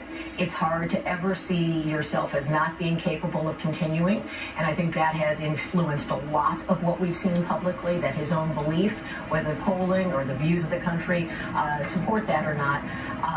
He will always be the 46th president of the United States, and so that he hangs on to. Donald Trump is also someone who has a hospitality business, so he has no trouble making small talk and no trouble going through these ceremonies. He's quite at ease. And Joe Biden likes to tell a story. Oh, indeed he does. I do think that his decision, the timing of when he decided to pass the baton to Vice President Kamala Harris, will be a part of his legacy. It will be a part of how history grapples with how Joe Biden is remembered. He promised, he campaigned on being a transitional president, and when that moment came, bolstered by big wins in the primaries, he did not pass the baton. Well, that's one thing we haven't really focused as much on, which is what do the Democrats do now? We just saw the Democratic leader, Hakeem Jeffries, entering to the Capitol, but this is a moment at a time of soul searching for Democrats. At the first Trump administration, there was a lot of talk about the hashtag resistance, and you just don't see that same emphasis so far. What are you hearing, Kristen, about the strategy on the part of Democrats who were handed a resounding defeat at the polls? It's a very different strategy, Savannah, for that reason. The signals, I interviewed House Minority Leader Hakeem Jeffries just this weekend. He said they are going to be looking for common ground with President-elect Donald Trump, particularly on issues that relate to the economy, to lowering prices. At the same time, he said we're not going to shy away from disagreeing when we feel it's necessary. But they are in a moment of soul searching. Remember, after former President Obama won his second term, Republicans were in the wilderness. And from that wilderness rose Donald Trump. So you are absolutely right to be focused on the Democrats right now as well, because politically speaking, what we are about to witness over these next 4 years will be some type of, we'll have to see where it ends, a new leadership. And no one can answer that question. Who's the leader of the Democratic Party? Let me just point out this picture as the outgoing and incoming president make their way to the Capitol. There are people along this route here. You'll see, and some of them appear to be in uniform, perhaps traffic directors, but there are people in this area that was going to be part of the parade later on. They still have the barricades up. We've seen a lot of people here in Washington, D.C. Who walking around who don't appear to have appointments or things that they necessarily signed up for, but those who are lucky enough to be along this path might catch Well, it. it's supposed to be a parade route that's much different than what was expected, but we've got a few diehards who decided I would go up by the left and hand movers on again. You can hear some of the cheers as they go by. To this point about what Democrats do next and what this looks like here in a Trump administration, where, as you have noted throughout the morning, throughout the day, Savannah, the Republicans control the levers of power in that branch. Remember that Republicans have the narrowest House majority in modern political history, right? They don't have 60 million seats to deal with here, right? And when you look at some of the numbers here, there are 3 Republicans in districts won by Democrats in the election, 4 times as many Democrats in districts won by Donald Trump, which is to say that there is in some ways for some of these Democrats an incentive to try to reach across the aisle and work with Republicans here. You're already seeing it from, for example, Pennsylvania Democrat John Fetterman, who has already said he would back at least some of the incoming president's cabinet picks, like incoming potential Secretary of State Marco Rubio. And so I think the dynamic is going to be really interesting given these close margins. Speaker Johnson doesn't have a whole lot of extra Republicans, so to speak. They can't go one seat. They can't pass the legislation without Democrats in many instances. But it's interesting because just take a step back. I mean, it is worth noting that right now, as soon as this swearing in takes place, Donald Trump, the Republicans will have the White House, both houses of Congress, as we observed before. He also has a conservative ideological majority on the Supreme Court. So it's a Republican-controlled Washington right now. But American voters also tend to keep their elected officials on a very tight leash. And in the midterms, how many times, Kelly, as Capitol Hill correspondent, you would see that at the midterms, you see the House that controls, the party that controls the White House lose seats. So everyone knows in Washington they're on a tight leash and a short clock, and that's why you see that urgency. The midterms always feel so close at this particular moment. You're inaugurating a president at the same time the midterms are hovering so close. And whatever honeymoon Donald Trump has in this moment, it is with the knowledge that the clock is ticking. He only has one term. He has less than a term based on what you just described. And if he is going to accomplish all the things he said, he's got to act quickly. And he's got to do it when he has the level of control and influence on other Republicans and to some degree on Democrats, because winning every battleground state and the popular vote does send a message. Where will Democrats dig in? Certainly, it will be some of the issues that relate to unwinding programs that certainly existed during the Biden time, but also challenges to their core constituencies that they would want to see things like protections for workers and the environment. Those would be key areas. Concerns about the negative effects that could come from the immigration policies of President Trump. There will be many who say securing the border is a needed priority, but what are the unforeseen problems that result from Are Democrats hoping and thinking that there will be an overreach, that this notion of a mandate that perhaps Donald Trump will take too far? Is that kind of the strategy? Absolutely, particularly on the border, I would say. That's an area where you could see some robust debate and oversight. Don't forget oversight. I think that's going to be significant as well. It's worth thinking about in this moment the agenda of President-elect Trump. He wants to do something big on the border. He wants to do something big on taxes. I won't get into the process, I promise you that. But how got 4 years to find out. I mean, the press. But how does he get it done? And that's when we look at Speaker Johnson and Senate Majority Leader John Thune, who you spoke to earlier today, Savannah. They become so significant. How do these men work together? Well, this is an incredible shot, this motorcade, and we have the advantage of a camera and a truck watching the whole thing. There's these wheels rolling, and they're just a few moments away now from the Capitol, and the swearing-in ceremony will get underway in earnest. I want to go to Craig Melvin, my colleague who's over at Emancipation Hall. This is a first for this venue for inauguration, and it's by necessity. The cold, of course, having moved everything indoors, and that makes this the overflow room. So, Craig, as we watch these images, is it still that party atmosphere that you were describing earlier? Oh, very much so indeed, Savannah. Moments away from, again, to your point, that caravan arriving here at the Capitol, just to give you a sense of where we are, what we can expect. We're talking about 2,600 people. That's it. That's the number of people we're going to be able to watch President Trump be sworn in here just moments from now. You're going to have roughly 800 there in the rotunda. You'll have another 1,300 underground where we are in Emancipation Hall, and then roughly 500 more next door in this theater here at the Capitol Visitor Center. Upstairs in the rotunda, think of that as sort of the adult table at Thanksgiving where we are down below. Sort of, it's like the kids' table to a certain extent. Upstairs, you've got elected members of Congress, you've got members of the military, you've got congressional leadership. Down here, it's like a Star Wars bar to a certain extent. In the last few minutes, I've seen Jake Paul, his brother Logan Paul, pro wrestler, pro boxer. We've seen New York City Mayor Eric Adams as well. He's down here. So is Matt Schlapp, the former White House political director. The Commandant of the Marine Corps also here as well, a man named Eric Smith. So they are still milling about here. They're about to start taking their seats. They have been watching the same images that we're seeing right now. They're watching them unfold on two giant jumbotrons here in Emancipation Hall as well. All right, Craig, thank you. I want to go back to Ryan Nobles. He's outside the east front of the Capitol where the arrival is taking place. Right. Yeah, that's right, Lester. Yep, we just saw the motorcade pull up here on the east front, and we're now watching as the two presidents start to exit the presidential vehicles, and they'll walk into the Capitol. There's an enormous security presence around them. Probably about 10 or 12 vehicles accompany them up the Capitol Hill to the Capitol, where they will walk into the building now. We can see Jill Biden being escorted out from her car. And this will begin the process in earnest. We can see Melania Trump being escorted in as well. It looks as though the two presidents, they're actually underneath the carriage entrance, which is the way that you get into the Senate side of the Capitol. It looks as though the presidential limousine, known colloquially as the Beast, is parked inside that carriage entrance. So they're not out in the opening here on the east front where I'm standing.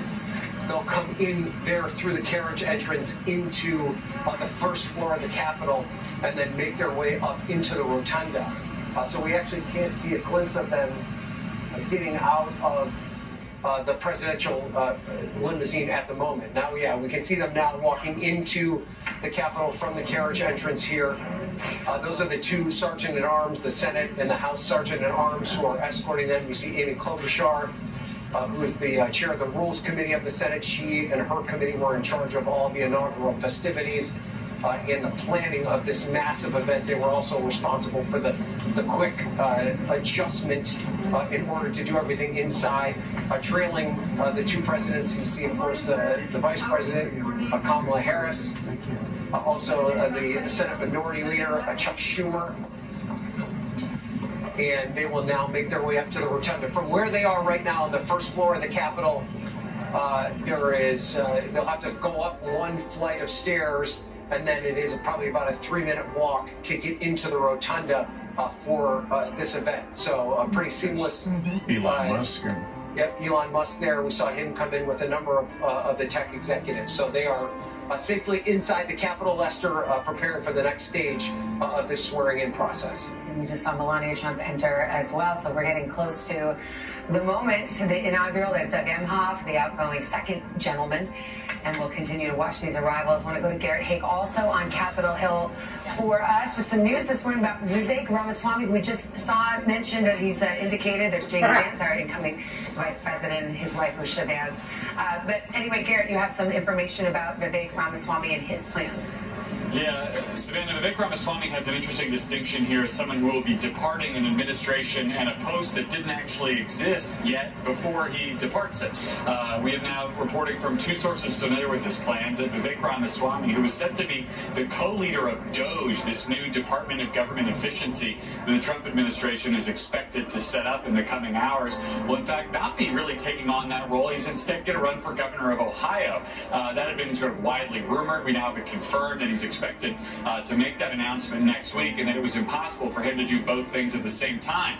We just saw Elon Musk in the rotunda. Musk is, of course, the other co-leader of Doge, who, again, is a very complex and important figure in Trump world. He has no formal role. Doge itself is something of an outside consultancy. It's not clear how much authority they will have, but nevertheless, Musk, with all of his entanglements with the federal government, particularly in the form of SpaceX's rocket company, which has billions of dollars in contracts with the government, will now be in charge of finding, he says, $2 trillion in cuts to the federal budget. Now, in recent weeks, he's walked that number back, suggesting that a more realistic goal might be $1 trillion. But Musk and the team that they've put in place in some of these agencies will now be moving forward without the services of fellow entrepreneur and tech executive Vivek Ramaswamy, instead setting his sights on Governor of Ohio.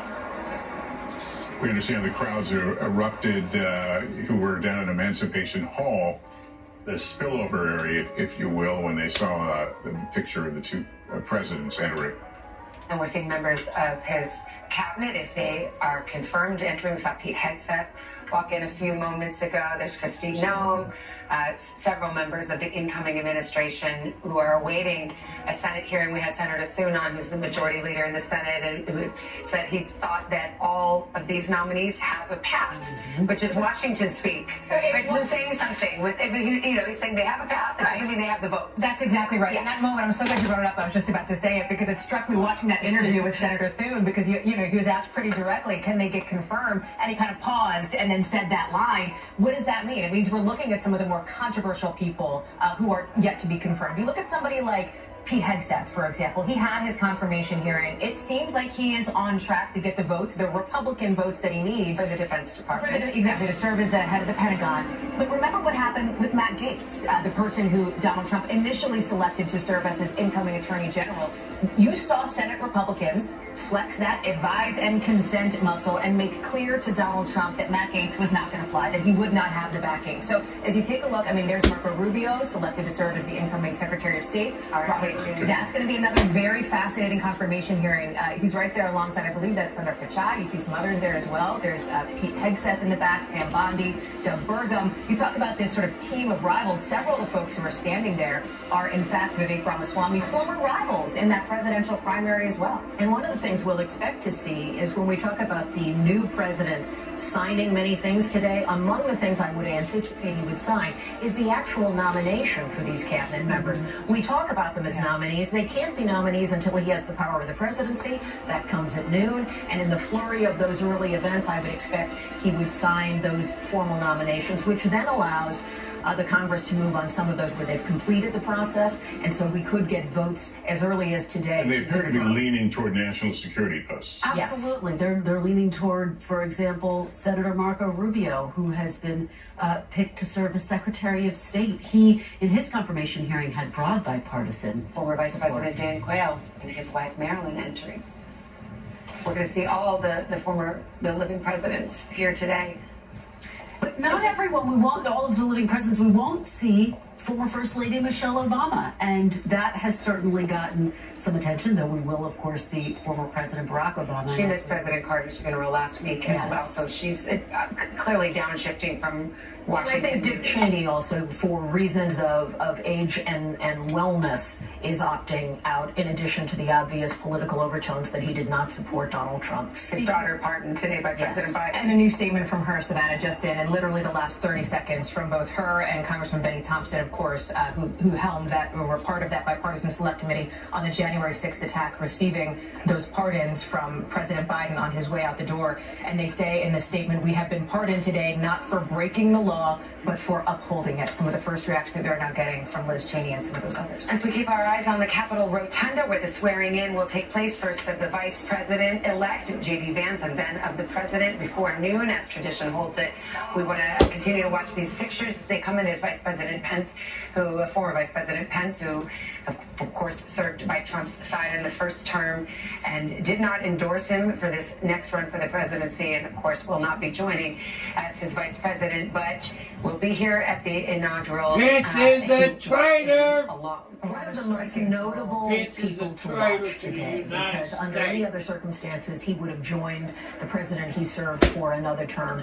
Well, they had that moment just a few weeks ago at the Carter Their first time seeing each funeral, other. and I think we all kind of held our breath as they came in contact with each other, but they shared a handshake and apparently some polite. Polite, yes. I think of former Vice President Mike Pence in the same light as I think of President Biden. These are institutionalists. These are people who take these traditions very seriously. They think that they are inextricable with this democracy. Well, and it must be said that in this rotunda 4 years ago, on January 6th, this very rotunda where they are all standing now was overrun by protesters, some of them with the words "Hang Mike Pence" on their lips. And it'll be interesting to see if one of the actions we see the incoming president take today are pardons of those who were convicted in connection with January 6th. He has said so as recently as yesterday, that he believes his supporters will be very pleased with the decisions he makes there. J.D. Vance has said those who were convicted of violence may not be pardoned. We'll see what actually happens. And here are some of the most powerful people in the world, the tech titans, as we often refer to them. Jeff Bezos with his back to us, I believe. He was greeting Elon Musk. Sundar Pichai from there.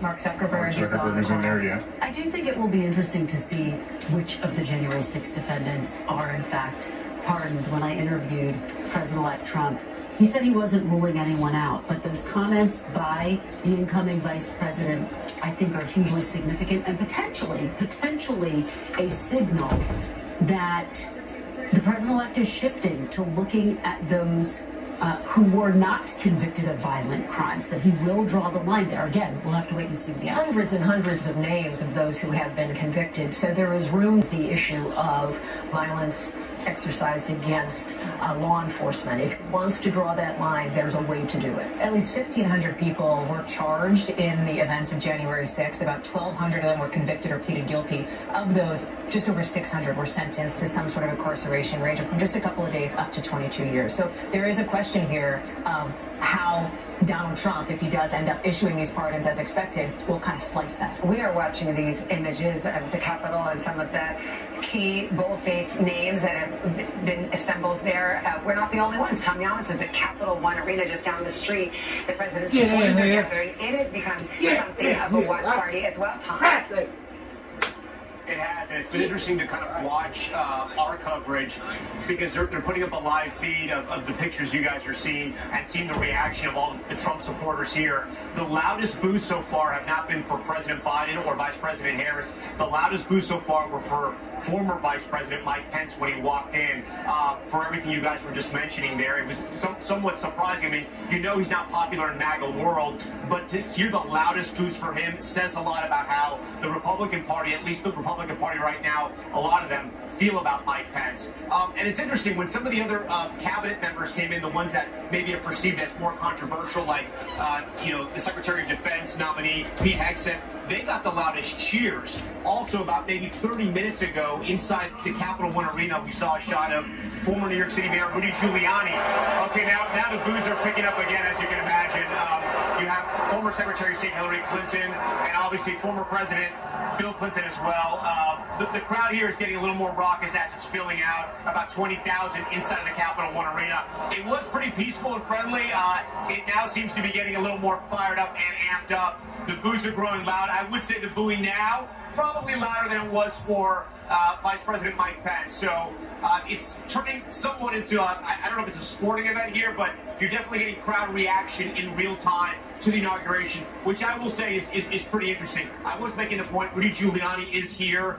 As you know, he just settled a defamation suit against those two Georgia election workers to the tune of north of $100 million. They did settle for an undisclosed amount. But when he popped up on the screen, everyone started cheering. We're also getting some cheers here. Not super loud cheers, but some cheering here for for former President Bush and the former First Lady Laura Bush as well as they enter. But louder cheers for the Trump family here as we see Lara Trump, the daughter-in-law, of course, and some of the Trump children as they're entering the rotunda there. So, again, pretty interesting to watch this kind of in real time and how sort of MAGA world is watching. Big boos right now, as you can imagine. I don't know if you guys can hear it over my mic, but boy, is that striking. Former President Obama, former President Obama, getting a resounding, as we would say in New York, a Bronx cheer here. I have to wonder if this is setting the tone. But look, these are loyal supporters, yeah. Yeah, Lester, I think you're right. It is going to set the tone for the speech tonight. I truly believe that the president will give a speech there in the rotunda, and he will come here, and it'll probably be a much different speech, a much different tone.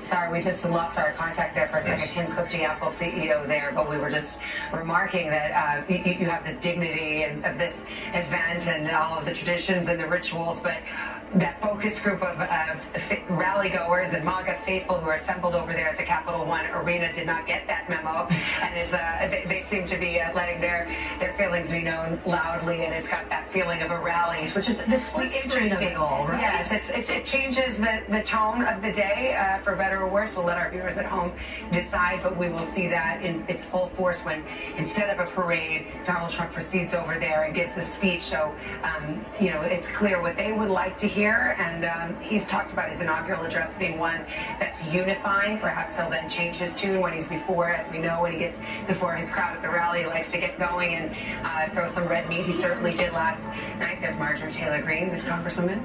Donald Trump has always struggled with the sort of official Washington accepting him. And what we end up with, caused by the cold, a decision he announced himself, he has created a dual stream of his inauguration. All the officialdom is there, but he also has what is now a rally-style component of his most faithful, where all of the energy can pour out in the ways that we have seen, and both happening on a parallel track. In a way, losing the giant crowd has given him a way to remake this inauguration that really reflects his own style, and he's created the most elite ticket in town by not having 250,000 ticketed guests, but just about 600 in the rotunda. All right, it is just past the top of the hour now, 11 a.m., 11:03 actually, in here in Washington, where we're just moments away from Donald Trump becoming the 47th president of the United States. Yeah, and that's a look inside the room where it will happen. The swearing-in ceremony about to begin. This is the Capitol Rotunda. The first time we have seen an indoor inaugural in 40 years.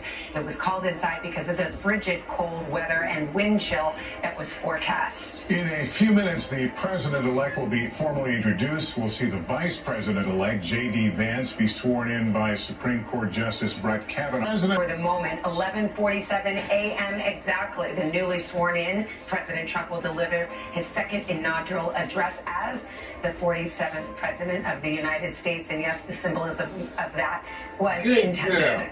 And we wonder now what kind of speech we'll see. Will it be unlike any inauguration speech we've seen? We'll find out. Let's bring in NBC News correspondent Savannah Sellers now. Savannah, we're seeing all the big names in tech in that room, the camera lingering on that remarkable picture. Lester, that's absolutely right. It's so notable, especially when you think about the history of many of these individuals with the soon-to-be president, as well as the relationships between them. I mean, seeing them all in the same room, seemingly kind of on the same side of things here, smiling, chatting, it really is something remarkable. I mean, we just had the cameras trained on Tim Cook there. That's one that actually Trump has said, he called me. He said, Tim Cook used to call me throughout my last presidency. People wonder why he got so much done. It's because he would just call me. Of course, Apple would be majorly impacted potentially if the soon. That's one of the reasons that Cook has had Trump's ear. He also was on the phone with him yesterday. We heard the soon-to-be president say at his rally yesterday. Of course, there's Elon Musk in this sort of unofficial role that we know, this Department of Government Efficiency. Obviously, a close relationship to the point where he may have some real power here in a Trump presidency. But their relationship has also sort of, it's been a roller coaster throughout time here. He ended up being the largest individual donor to Trump or to Trump causes in this election cycle, even setting up a war room in Pennsylvania, really helping on the ground to get Trump elected. Though this is after, of course, though he criticized Trump in his first presidency over climate decisions, over that travel ban. And then when we talk about just seeing some of these together, I mean, I think one of the ways to put it best is just two words between two of these men: cage fight. Elon Musk and Mark Zuckerberg literally wanting to fight each other, only canceled when Musk said he had some health problems that wasn't going to make it happen. Sam Altman also in that room. That's OpenAI. Musk and Sam Altman found... People, the reason I'm live streaming this, it's history. It's history of the United States. That's why I'm sharing this. To go all over the planet. God bless you all. Thank you for subscribing to my YouTube channel. Happy birthday and happy anniversary. God bless America. CEOs have done. We've also seen them all kind of make this pilgrimage to Mar-a-Lago. Almost every single tech CEO in this room has done exactly that, gone there to meet with President Trump. Notably, someone that we also expect to be in this room today, though I'm not sure that we've seen live pictures of him yet. Shou Chew, the CEO of TikTok. We are waiting to see exactly what a soon-to-be President Trump will do today, he says, on this matter, signing an executive order to immediately intervene on this ban that is essentially in effect, but not actually being enforced. No one's coming after the companies involved here to fine them. The Biden administration had also said that they would not take that action, though they called it a stunt that TikTok did go dark for a little over 12 hours over the weekend. And notably, the government shut it down for 12 hours. 170 million users were name-checking and saying President Trump. Of course, at the time, he's just still been the President-elect Trump, but thanking President-elect Trump, calling him President Trump, crediting him for TikTok coming back online, making that something very known. Anecdotally, I have been hearing from a lot of young people saying, I guess Trump saved TikTok. I mean, clearly a conversation between these two men. We know that Shou Chew is one of those executives who went to Mar-a-Lago. We know he presented the soon-to-be president with charts about his popularity on the app, stats that were then actually shared right over to Truth Social, almost like a copy and paste. And we heard from Trump yesterday at his rally how much he likes TikTok and how he credits it right back for how he did with young voters in this election. Part of what he credits with getting him to this day right here, getting to the White House. So certainly something we're expecting to see this afternoon. All right, and we're also seeing the Trump sons now enter the rotunda. We saw the members of the Supreme Court as well, and how it gets me to thinking about the role the Supreme Court will continue to play in this administration. With this 6-3 majority, remember, a third of the justices selected and ultimately confirmed Wade happened under that conservative majority, limits on affirmative action, broad immunity for presidential acts as well. It is a dynamic that was so critical on the campaign trail back in 2015. I am sure that Kelly and Kristen remember you would go to these events, and one of the things you heard over and over and over again at the time was that these conservative voters wanted to see justices put in place, Republican majorities in Congress, where they have as well. I think it's worth pausing on something that Hallie just said, which is that he is the first president to enter the Oval Office and to have been given immunity for all official acts. That is hugely significant. It was significant. Immunity from criminal prosecution. From criminal prosecution. It was significant because, of course, he was facing various indictments as a candidate. Those have all either gone away or have been shelved now. But it's significant because it raises questions about the extent of his power and how will we see him test that. And once he actually views the presidency as expansive, and so he will view his official acts to be broad. And among them is the opportunity to seat other justices of the Supreme Court. By virtue of being 4 years off, and now back, he could easily have 2 more, in the sense that Clarence Thomas is the longest serving and a conservative, and if he was going to choose to retire, he might do so with a Republican president. Sam Alito, I was there when he was chosen by George W. Bush. And so when you look at the potential for him to have maybe 5 justices on the court, that's extraordinary. And Kristen, you've talked in your conversations with the president-elect. He talks about fairness. He's apparently going to talk about fairness in his speech today. What is his definition of fairness? I think that's a huge question as we enter the meat of the day. I think that is going to be the question as we start to listen to his remarks, because he did say that fairness was going to be a theme, and then in the very next breath talked about the fact that at the same time we have to acknowledge everything that has been done that he finds to be unfair. So I'll be listening very closely to see how tempered his language is. At the same time, there are sources who say, look, he does want this to be a speech that's focused on unity, that's focused on strength. So expect a big focus on his agenda as well. I think we'll hear a lot about his perspective of restoring what he thinks will be strength to the nation. But I think, Lester, you do hit on the key question. What does fairness look like? And you go back, of course, to what we were talking about before, the speech that he gave at the convention, where he said that was a moment where he had felt changed in the wake of the assassination attempt against him. Unflattering and it turned into a rally speech. But an unflattering article in his world can appear unfair. As any mom of a toddler will tell you, fairness is in the eye of the beholder. So we will see what those things mean to him when he takes the podium. Just to catch you up here, they're running a little bit behind schedule, but not terribly behind schedule. And we're expecting any moment now the announcement of the president-elect and President Biden coming in for the swearing-in ceremony to begin. The call to order will be from Senator Amy Klobuchar, a Democrat of Minnesota, who happens to be chairwoman of the Presidential Inaugural Committee. Let's listen. Presidents, the Honorable Dan Quayle, accompanied by Mrs. Marilyn Quayle, and the Bull Honorable crap! Michael Pence. Traitor! There's Quayle. He's a good vice president. Pence, you stink. Mike Pence is a traitor to the United States of America. He's a traitor. He considered as a traitor. I hate Mike Pence. He was the worst governor Indiana had. He wasn't even a good vice president. Shame on you, Mike Pence. From somebody who's from Indiana, you stink. William J. Clinton, accompanied by the Honorable Hillary Rodham Clinton.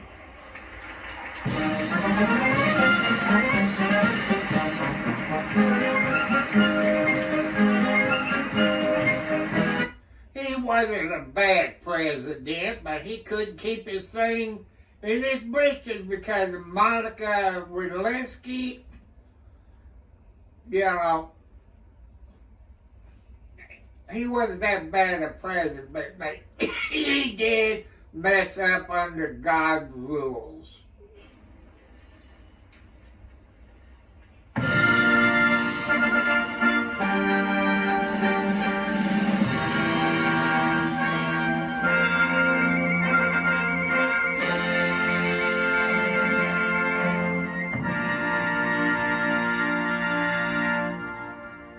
Ladies and gentlemen, the 43rd President of the United States, the Honorable George W. Bush, accompanied by Mrs. Laura Bush. He wasn't a bad president, but he could have done better.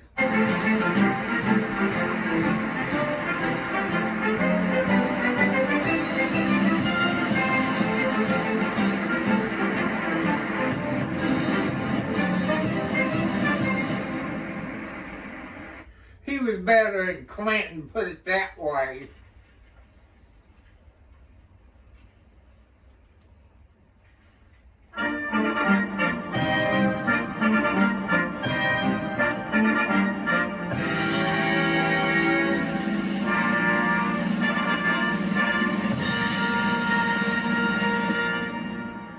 Ladies and gentlemen, the 44th President of the United States, the Honorable Barack H. Obama. A free tablet or a free phone. That's one thing I like about Obama, because we did get free phone, free tablet, stuff like that. But Obamacare sucked.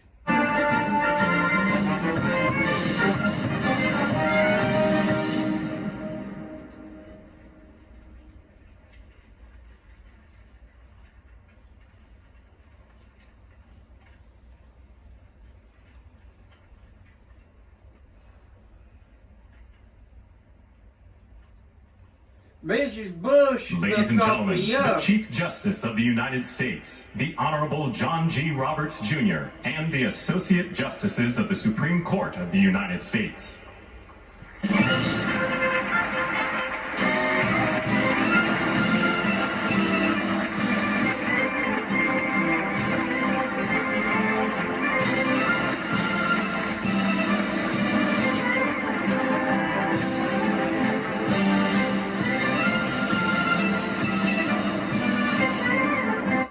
That one justice, that lady with black hair, she looked like a witch. You know, she looked like a witch in my book.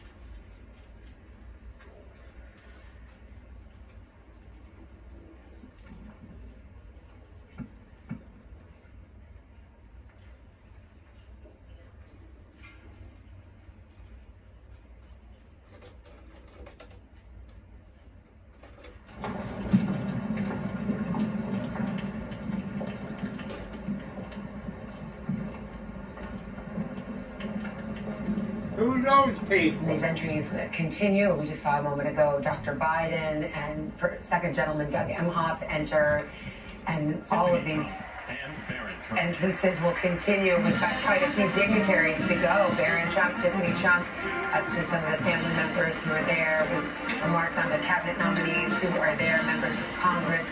These are the ones who have the golden ticket today for this ceremony, traditionally held outside, has been moved indoors today. And it is running a bit behind schedule, and the plan had been for the oath of office to take place before noon, which I believe it has to by the Constitution, and also for the speech to take place at 11:47 exactly, an homage to the fact that President Trump will be the 47th president. So we'll see whether they squish together the program a little bit in order to meet the timeline. It's also worth talking about, and we haven't mentioned it much this morning, but the incoming Vice President, J.D. Vance, and his wife, Booster, who are here. And he is somebody who, based on our reporting, is going to be, at least the Trump orbit hopes, the eyes and ears for the White House in the Senate, the place that he comes from, of course, leading the charge on issues like the border and immigration. These are huge, huge priorities for the incoming administration. Same when it comes to the opioid crisis, and Vance has obviously a very personal connection to that. This will be, he has talked a lot about his roots in Appalachia. He, of course, is the author of that bestseller, Hillbilly Elegies, and a lot of folks knew him from prior to his entry into politics. And so for him, for his family, a critical moment as well here. You look at Donald Trump Jr., who is up there assembled with other family members, somebody who was a driving force based on our reporting and the folks that we've talked to in setting up J.D. Vance to be in conversations with his father, to be the vice presidential pick.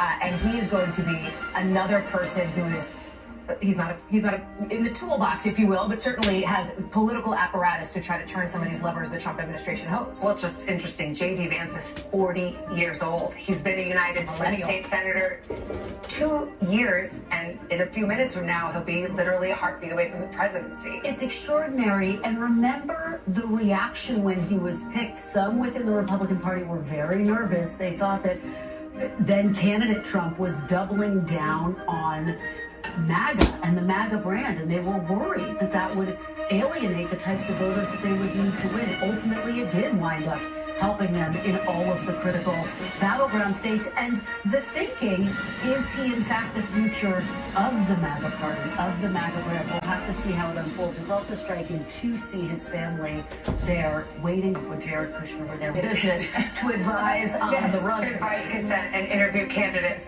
Well, it's interesting too because you mentioned J.D. Vance, and does he have a political future? Of course, he would say yes. I believe he's already visited New Hampshire, but it also brings up the point that because of this situation, Donald Trump is a one-term president.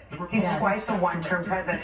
He doesn't have those 8 years. So those who have political ambitions have a presidential election just a mere 4 years away. I believe they just announced Dr. Biden. The House of Representatives Chief Administrative Officer, the Honorable Catherine Spindor, and Mr. Bruce Fisher. These are folks who have done yeoman's work in scrambling to move this inauguration and these proceedings indoors. You got to think their weekend was pretty frantic for sure. Think about this a moment. In contrast to what you're looking at right now, back at the White House, there's this massive movement underway. There's Dr. Biden. One big question is what becomes of the first, second gentleman. He took great pride in carving new territory for that role. Will he go back to practicing law? Will the vice president stay in politics? One of the big questions is her future. We know that the outgoing president has the elder statesman status, but the outgoing vice president does not get an official office as guaranteed by the taxpayers. She will certainly have a political arm and will have many decisions to make about how she goes forward. Will she run for governor of California? Will she run for president again? We know that she's going to start by writing a book. And so she will go back to California and begin that endeavor. And it's hard to imagine the people of California. An issue that would draw her into a potentially visible role if she chooses to. Absolutely. And President Trump saying that he's going to visit California a little bit later on this week, and that will really be one of his first trips, if not his first trip as president. For all of these individuals, there is a theme when you look at some of these pairings, whether it's J.D. Vance and Donald Trump, whether it's Kamala Harris and Joe Biden, whether it's some of the younger senators that we're seeing alongside some of the senators who are older in age. There is this theme in Washington over the next few years that will be generational change. The Democrats are grappling with this now. The Republicans may ultimately end up grappling with this and I don't want to bring up 2028 because I know we're not even there yet, but you owe me a call every time you bring up 2028. I promise, Savannah. But you look at what will happen in the next 4 years here. This is something, when you talk about passing the torch, who will be the successor? When you look at Democratic leadership here, Hakeem Jeffries, of course, coming in with outgoing speaker. At the same time, you will have Donald Trump, if he serves the complete term, will be the oldest serving president ever, even older than Biden leaving today. And will he give room for J.D. Vance to emerge? Often presidents do not want politically ambitious vice presidents. And yet these circumstances allow for a very young man. This is the first time that a president or vice president is younger than me, so I'm having a little hard time with that today. But will he give him room to run, to set up a potential? A lot of people have asked that about his relationship with Elon Musk. And yes, because he's been more prominent during this period. So far, they appear to be working together. Donald Trump Jr. as well, I think, has alluded to his own political ambitions, and what you could see is like the next Trump dynasty, if you will. I think it's interesting in terms of the future of all these folks we're discussing, but it's also really significant in terms of the Trump agenda. He has effectively 2 years to get everything on his very long list accomplished. And if you talk to some Republican lawmakers, they say it's even shorter than that. So the urgency is going to be there from the moment. We're going to be doing those first 100-day stories, 100 days from now. I've already started. And speaking of type A personalities, if you're keeping up from home at 11, this is the moment, actually, right now, that the oath of office was to be administered to J.D. Vance by Justice Brett Kavanaugh, but as you can see, we are running a bit behind schedule. And we don't know if those are planned holds in the program to affect the overall timing or not. But these are the people who are going to witness this swearing in with their own eyes, while not far in the hall below. A few thousand other people are watching as well. And then, of course, at the Capitol Arena, where we already got inklings that this may be more of a rally based on some of the reactions in the crowd to various people as they were introduced. It's striking to see Barron Trump, just how tall he is, the fact that he is off to college, a reminder of the passage of time, how much has passed since he was last. Kristen, you and I saw him as a 10-year-old little boy playing on the North Lawn on that first day of Trump won, and here he is, a young man. It is remarkable. It plays into his mother as well, of course, the incoming second-time First Lady Melania Trump, because remember, she spent a good amount of time when Barron was younger, caring for him and being involved in his life. She has now said she will be at the White House, of course, full-time. She'll make trips to Palm Beach, to New York when warranted. She intends, she says, to expand her Be Best initiative, which people may remember from that first term related to children's mental health, bullying, etc.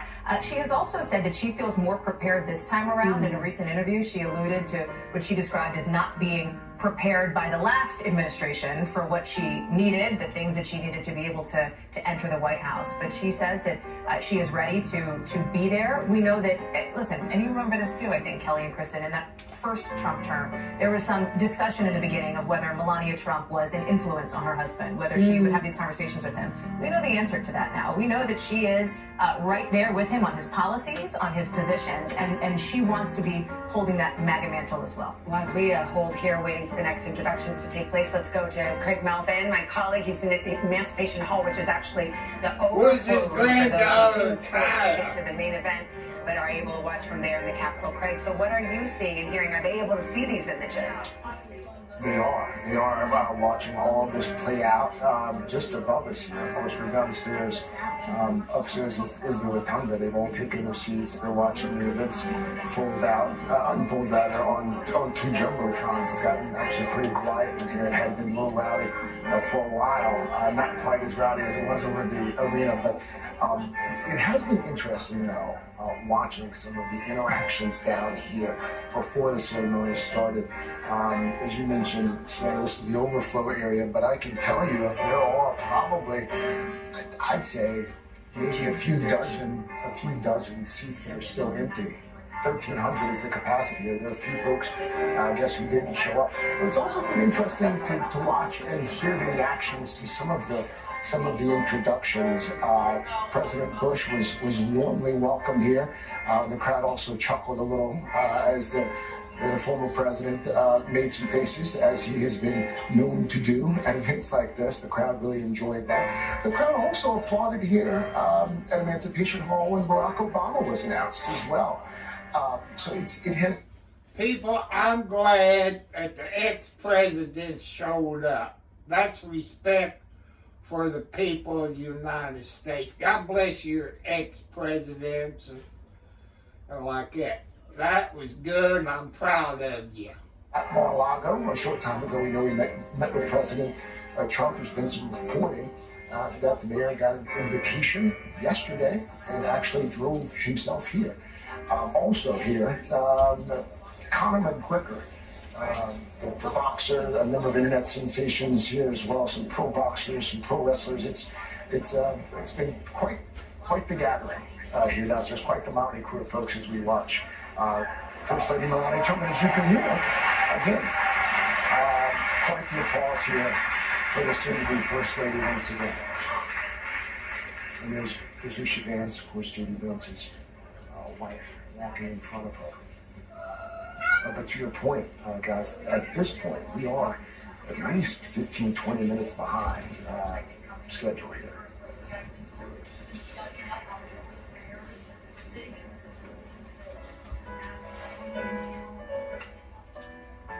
All right, the crowd patiently waiting, and as Craig noted, not entirely on schedule. There will be a lot of places in the day to shrink or expand the schedule. This one, however, it needs to be on time. It needs to be before noon here on the East Coast. This is the crowd actually beneath the rotunda, and then, of course, there are scattered crowds from the people at the Capitol Arena to the people in the hall below. And Lester, we're told today there is no what's known as the designated survivor. People may be familiar with that when it comes to a State of the Union address, where one member of the cabinet, so someone who has sworn the oath in office, stays out in case of an extraordinary threat to the continuity of government. Right now, the only people who have that oath are outgoing Biden administration officials, and we're told that there is no designated survivor today. Why? I'm not sure. And America's tenor, Christopher D. Macchio. Well, while we've been chatting here, I've just been looking up the 20th Amendment to make sure it does say the terms of the Vice President, the Vice President shall end at noon on the 20th day of January. So I don't see any wiggle room there. So somebody must be madly crossing things off the schedule. Asking Go folks back to to join this the line of succession, though. There's no reason why there's no one been chosen? Well, this is an active reporting target for us, as we like to say in the White House unit, and to see why that would happen, I don't know. But there is no member of a Trump cabinet at this point. And so it could then revert to the Speaker of the House, of course, and he's also present. Well, let's listen to some of the music as the ceremony gets underway.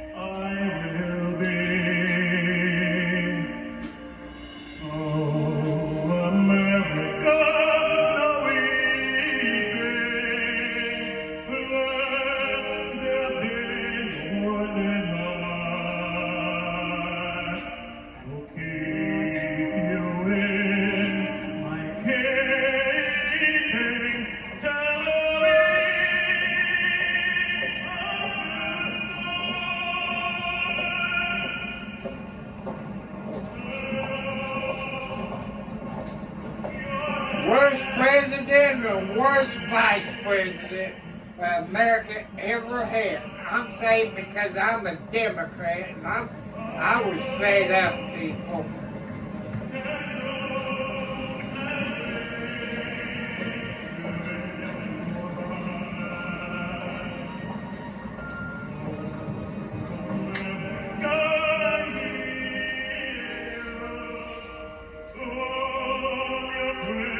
Could I see